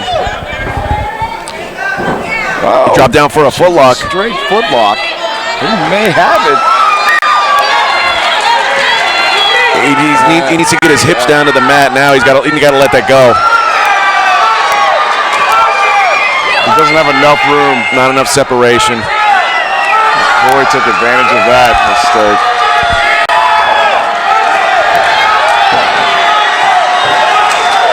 Oh, some big hands coming down from McCoy.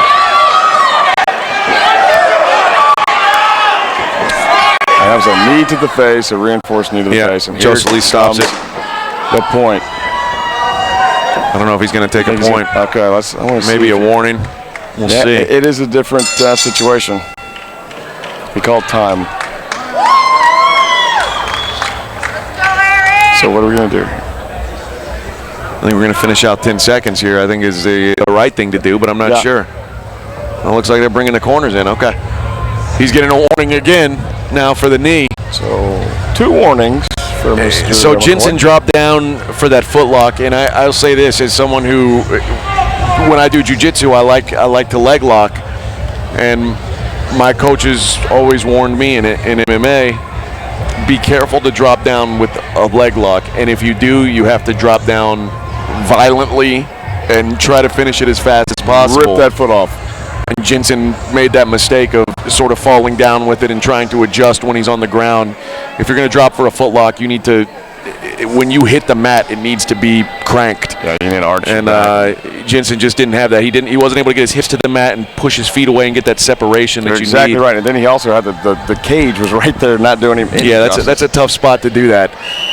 It's tempting if you're a leg lock guy and someone leaves their foot on your hip. It's hard not to take it, but you got to be careful and you got to do it the right way, because if you don't, you find yourself getting hit in the face. And once they get their knees bent and they're on top of you, you've got to let go of it and move on and protect yourself. And the Jensen's learned a very valuable lesson right there. And Drew Ratajczak, after the fight, his coach at ACS will remind him of what happens when you do that. And he flat out got very lucky, like you said. He dropped down for it in an improper spot, and he probably won't do that again.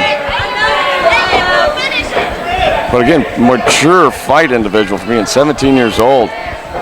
Great. Almost had the good toss. Who's going to end up on top? And there we go. McCoy on top. Almost has full mount. He's going to end up getting full mount. And this one may... Well, Jensen goes out the back door. Nope, he's got an armbar caught here. He's going to keep rolling. He's got an arm, and he's not in real trouble yet. Tap. Corey McCoy with the armbar finish.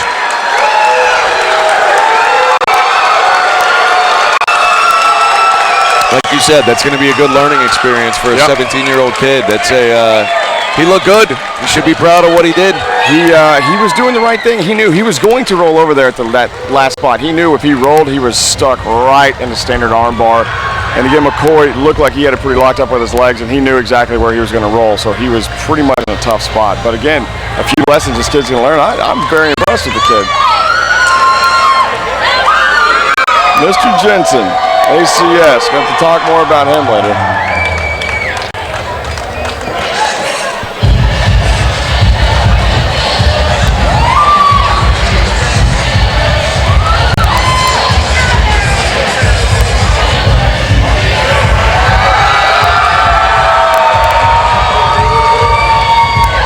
McCoy, quite the crowd pleaser. He missed it a little bit earlier when he came back. He was doing his flexor to the crowd. Oh, he's a flexor. A little Hulk Hogan impersonation.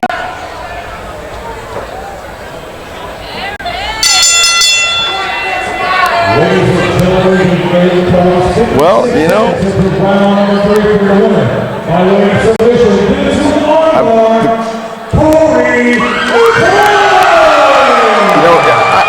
I want to know, I've got to figure this out, because I think Jensen came in on weight. The crowd over here is saying the same thing. One of them came in 10 pounds over, or 10 pounds heavier than the other. So I got to figure this out, who's who. Investigative reporting, we can get that underway. We got to get this handled.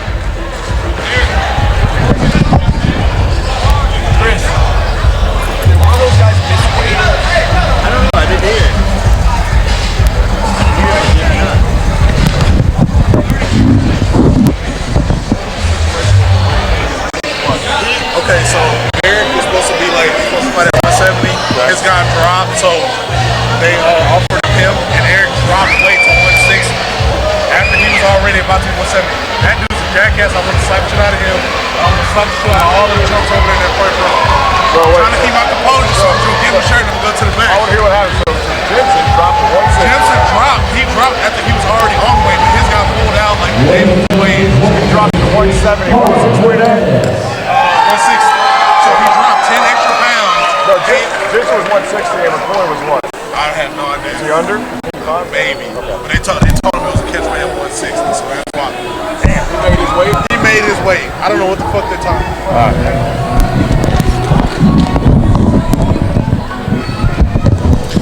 That was a... So that's the case, is Jensen had a late fight, his opponent dropped, and so he had to go from 170 to 160 and still drop the weight and made it, which is... like you said, he had made his original weight at 170, went ahead and continued to drop another 10 pounds, which is misery. That's rough. I can't believe he's 17 years old and he did that. He doesn't have a lot of body to lose. No, he's 17. Oh, man, his mom's probably freaking out. I would be. That's dangerous.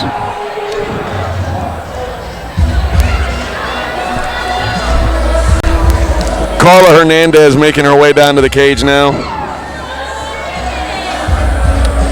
Taking on Amber Sheck from Ground Dwellers. Carla from the Texas Striking Academy.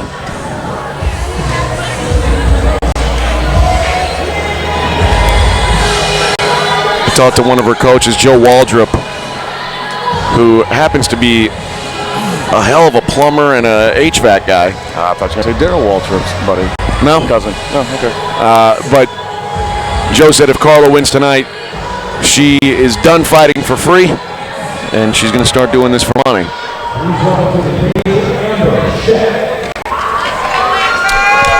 Not a walkthrough here in Amber Sheck, who's also a decent little fighter. And Carla, what is her amateur record? Yeah, then. Yeah, we'll get that pulled up here. Well, I'm just kind of curious to see this. So we've got 2-1 for Carla Hernandez, and Amber Sheck is 3-2. So they both of them got some. Sheck's got 5 fights under her resume, and Carla 2-1. So you tell your guys what's the right amount of fights before you go pro. Is there a number that you like to see them hit? No, I'd like to at least see him go through 3. I mean, I've got to. It depends on each person's different. There's some guys that you don't want to put through a situation where I'd like to see them at least get 3 again, like I said. But if they go through a fight or 2 and they're just on the next level, like you just know it, don't risk the injury at the amateur level. Go to the pro level. Go ahead and it's that guy's got to be a unique individual. Let me say that first. And I've got some individuals that if they were in that position, I'd say 1 or 2 fights. Let's see what you absolutely do on fight night with the lights on in front of people, and then let's get you to the next level to get paid. But I guess it's an easier decision as well when you've got a 20-year-old versus having a 28-year-old. Absolutely. A 20-year-old you can afford to see fight a few times. 28-year-old you probably want to get it if he's ready. You want to get him out there and 100%. Yeah, in the situation we're just talking about, we just saw with Jensen, there's no reason he can't get 5 to 6 amateur fights underneath his record. Right. With his age, there's no reason why he can't. You're 28 years old and you have aspirations of being a fighter. You need to get 3 or 4, and you better be ready. Age is everything. With the individual that I have, Kevin, who just fought, Kevin Martinez, he's a great fighter. All the talent in the world. I know that he can take on a lot of professional fighters, but he's going to need to see 5 to 6 fights, most likely at the amateur. Probably 5 fights at the AMI level. Depends on how many 115, 125ers there are at the pro level locally. But I need to see 5 or 6, and he's a real talent. But I need to see what he can go through at the AMI level. There's no point in risking your. And he's young. He's 21 as well. So. And do you like to start looking for tougher fights for your guys as it goes on? You like to pick a guy who's a wrestler, pick a guy who's a brawler, pick a guy who's a boxer, pick a guy that's a Taekwondo background. Yeah, absolutely. That's the goal. Hernandez and Sheck underway.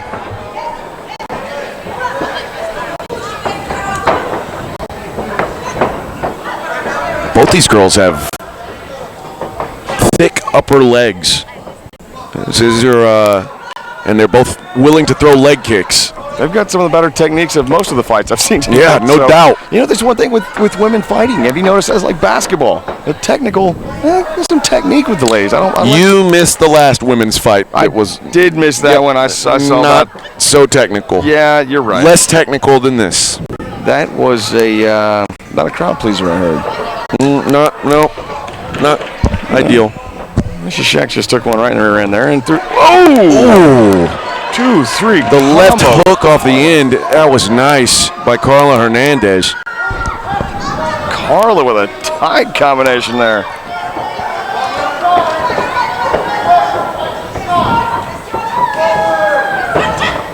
Oh, I like that left hook for Carla. It's landed really clean twice now. She's got a great check left hook. You're right. She's throwing that right leg kick and then check left hook. Right. Oh, Amber Sheck's bleeding over her left eye now. Or over her right eye, pardon me. Yeah, you're right. Carla throws a solid 2-3 combo, and she's setting up with leg kicks. She's about to do it again. You're going to go 2-3.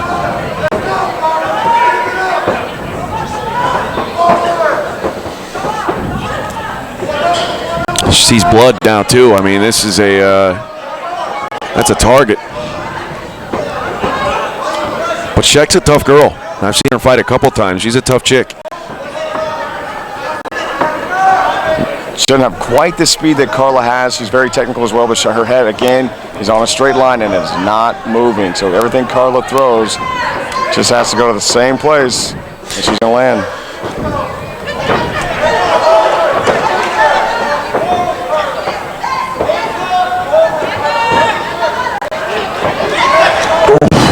Head snap back again by a left hand from Carla.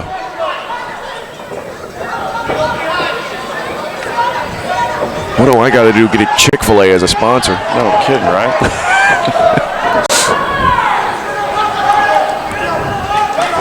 Oh, big combo. Carla's unloading. And she finished. Oh, my goodness. Carla unleashed some combinations there. Sheck is hurt bad. Yeah, I think Carla Hernandez might have a future in this game. She is the real deal, ladies and gentlemen. I like what I just saw from Carla. Sheck is bleeding from everywhere on her face. And she is a tough girl, but I mean, wow. Carla's hands just started pumping, and every shot was landing. I think Carla snapped her finger. She may have broken a finger. Or maybe, ooh, there's bone sticking out of that.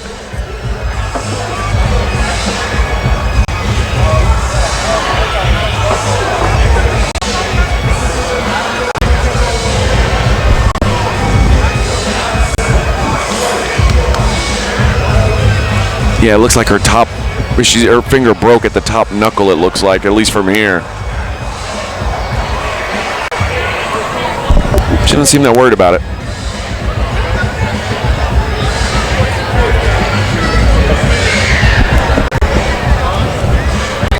Not as bad as it first looked.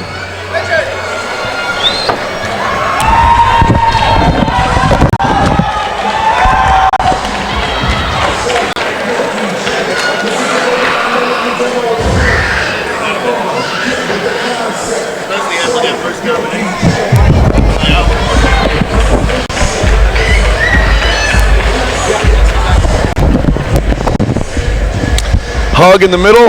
This is a good fight. I gotta say that was look at the ladies.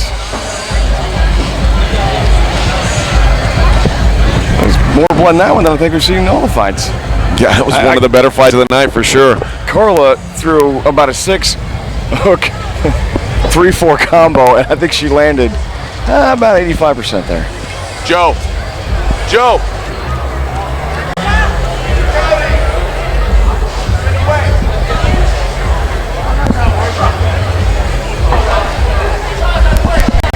Little mighty Carla. I think Carla man just got a Chick-fil-A sponsor. She needs one. And we've got Sheck's got cryo on there, Chick-fil-A. What else do you need? New life. I'm impressed with Carla. Very impressed with Carla. Very impressed. The one thing I want to see from Carla is she didn't get it in this fight, but she's needs to move her head off the center line because she's going to get lit up if she, a stronger fighter is going to throw that hand in her face. And again, she got head kicked in her last fight. Yeah, I thought that was the same girl. Yeah, I do think she had a head kick loss in her last fight, and it's Carla did. Yeah. And again, and I remember that fight because she was winning the fight until that happened. And sometimes I think it's hard for fighters who don't have a lot of experience, and I think she's gaining it pretty quickly. But everybody always talks about footwork and how important footwork is, and it is very important. But you've got to move your head too. I mean, if your feet are moving and your shoulders aren't, it's you're stuck in the mud. Yeah. My guys. One thing. So we just talked about what do you do before professional debuts. I would put another fight with her because of what I just saw. I'd put her in front of at least another amateur fight because I absolutely want to make sure that there's no point in having her take. Let's see how old she is. I don't want to see her take any loss. She's a very talented individual. Both the ladies are very talented. I don't want to see them get caught in one of their first or second fights with something dumb. 24 for Carla. Oh, and Amber's 19. Wow. It's nice to have 6 fights at age 19. So, again, age, there's no reason Amber shouldn't get. She's, 3-3 now is what her record's going to be. She could take another fight or two. She needs to take another couple fights. She did very good, but again, she has to move that head off the center line. That's one of the things she has to get done before she goes to the pro level. And then I'd like to see... Man, I don't know. To me, Carla, I don't know how much more you're going to get out of amateur fights at this level. What I was going to ask you next is who is out there? How many 115-pound girls are there fighting amateur in this area? I can't imagine there's many, and she's probably fought them all by now. And so she's probably not going to find anybody around here. I mean, she may ask for that fight that she lost. I could see maybe asking for that, but if nothing else, again, if you lose it, you can still go pro afterwards. Right. But there's a few things right there. But again, with the ladies right now at the 115-pound division, she's probably not a lot of those in the professional ranks either. So 1 to go, guys. Garcia Promotions 28, the main event on the way up. Justin Holiday, Shane Subnoski for the 185-pound title.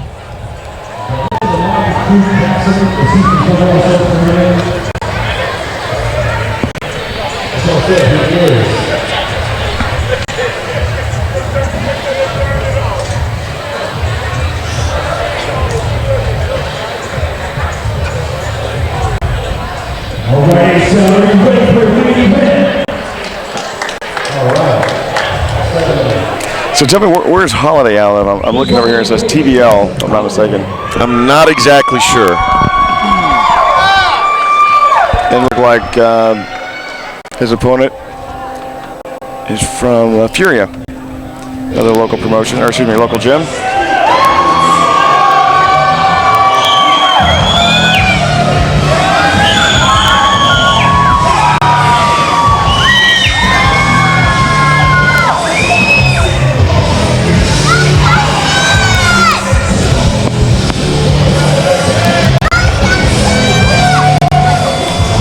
True Bloodline, TBL. That's where we're talking. I just saw Ray Trujillo. That'll tell you.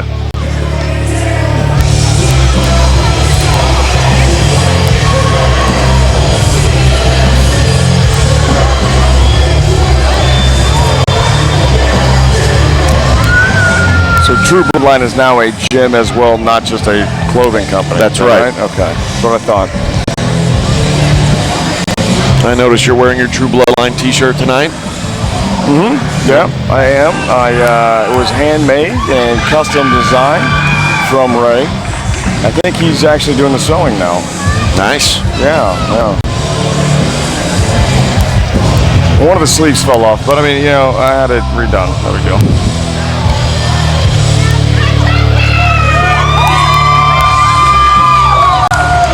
Speaking back to the Cage Door days, Ray Trujillo at one point was one of the hottest fighters in the city of Houston. Waylaying people. That right hand was, I mean, people didn't have an answer for it.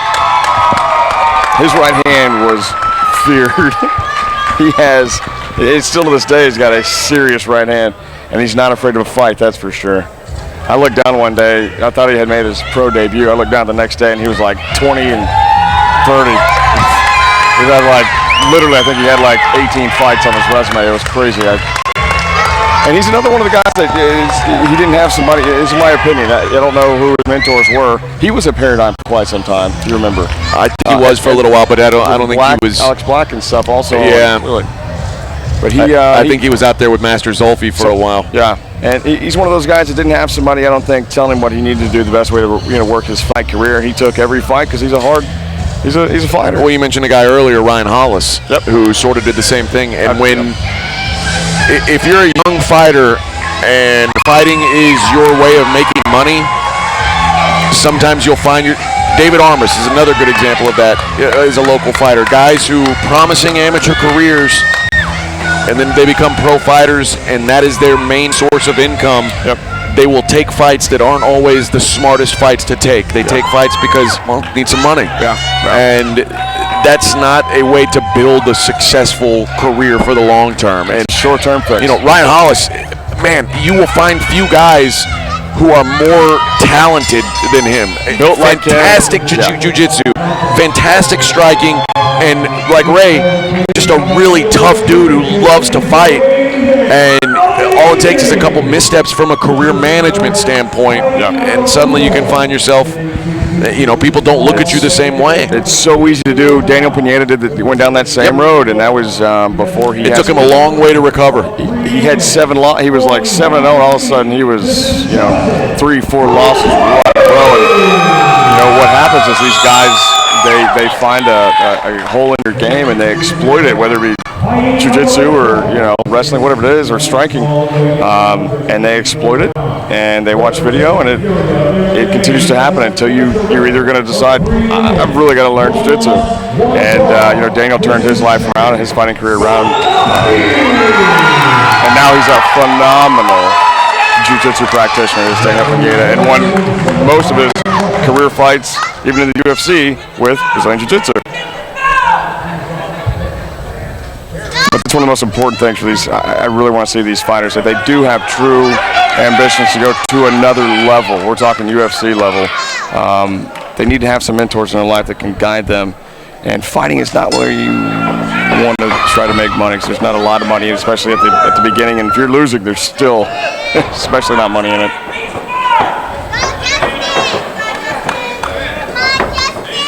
Underway for the title here.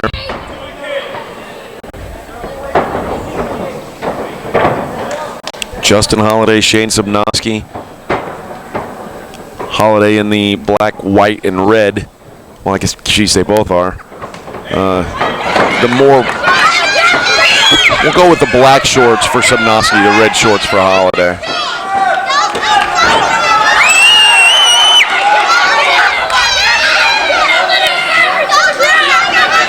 Subnowski digging for a single. Pulls him off the cage. Oh, that's a nice switch by Holiday there. It's tough to do when you're being single-legged to reach down and grab that.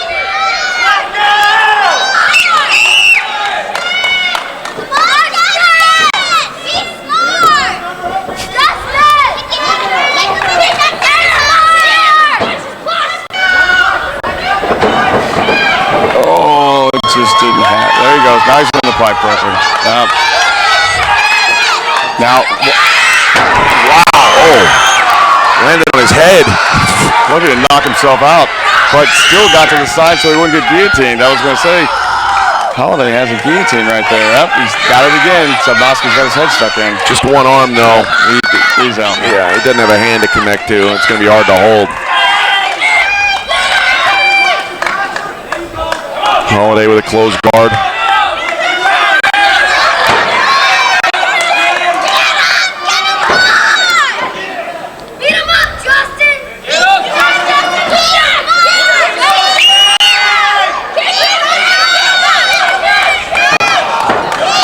Good advice from the crowd. Beat him up. Use sports. Oh, trying to roll through for us. A leg, knee bar. That's another problem. You just got to know when to let go of that. That's right. And it's difficult if you have success with it. You don't like to let go, but at some point you just got to know it's not going to happen. Sobnoski is hurt. His fight's on, but he is hurt. I think he hurt his leg, as a matter of fact. I'm going to be interested to see what happens here.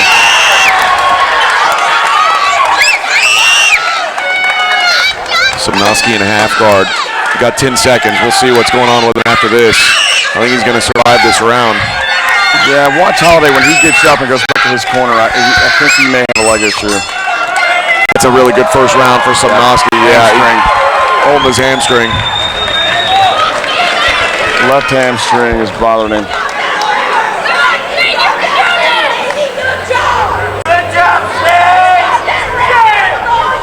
He told Ray he's all right.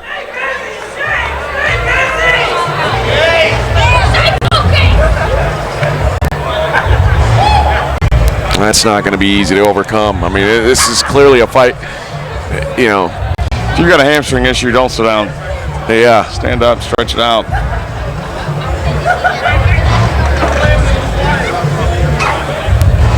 He's saying he's okay. Has the doctor come in and looked at him? No, State's over there looking at him. He just looked over at Joe to say he's okay. But here we go.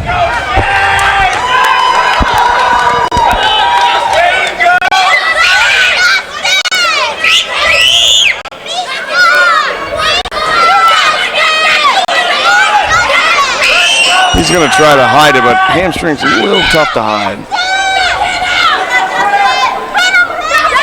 I believe they're bringing over the doctor now to look at his hamstring.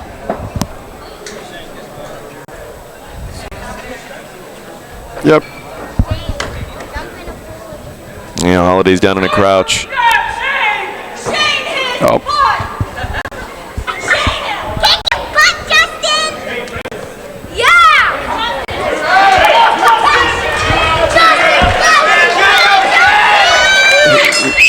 He needs to get down to the ground as fast as possible. He's not going to be able to he can't move. He can't move. This fight's over. Yeah, they're going to stop this pretty quick, too. I don't think he can protect himself. Yeah, it's one thing to be tough, but I just don't see what you can do. And even on the ground, if you only have one leg, it's going to be hard to really control a guy on the ground. It's just not a good situation. It's unfortunate. It's a title fight, and the guy, I mean, he's probably been training a long time for this. He's got a big crowd of people here, but he's just in a bad spot. And now there's knees going into that thigh. You know, Holiday's... Now he's in a bad spot. I mean... So Holiday's team needs to realize where he's injured and not let him go into those positions. There's no point. I mean, right here, he's better off standing up. And I can't believe his team hasn't told him yet.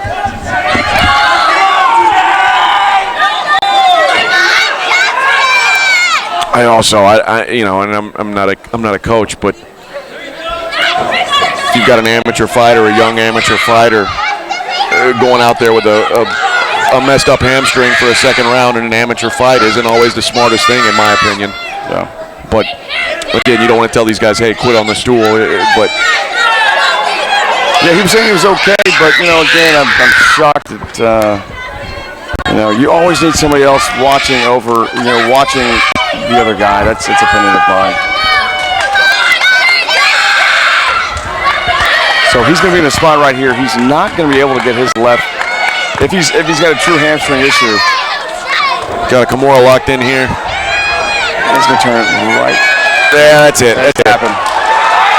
Well, there you have it. He won with the Kimura. You know, he's saying his hamstring's hurting, but he won with a legitimate Kimura. So he didn't have to stand up. He beat him on the ground. Shane Sobnoski, your champion at 185 pounds.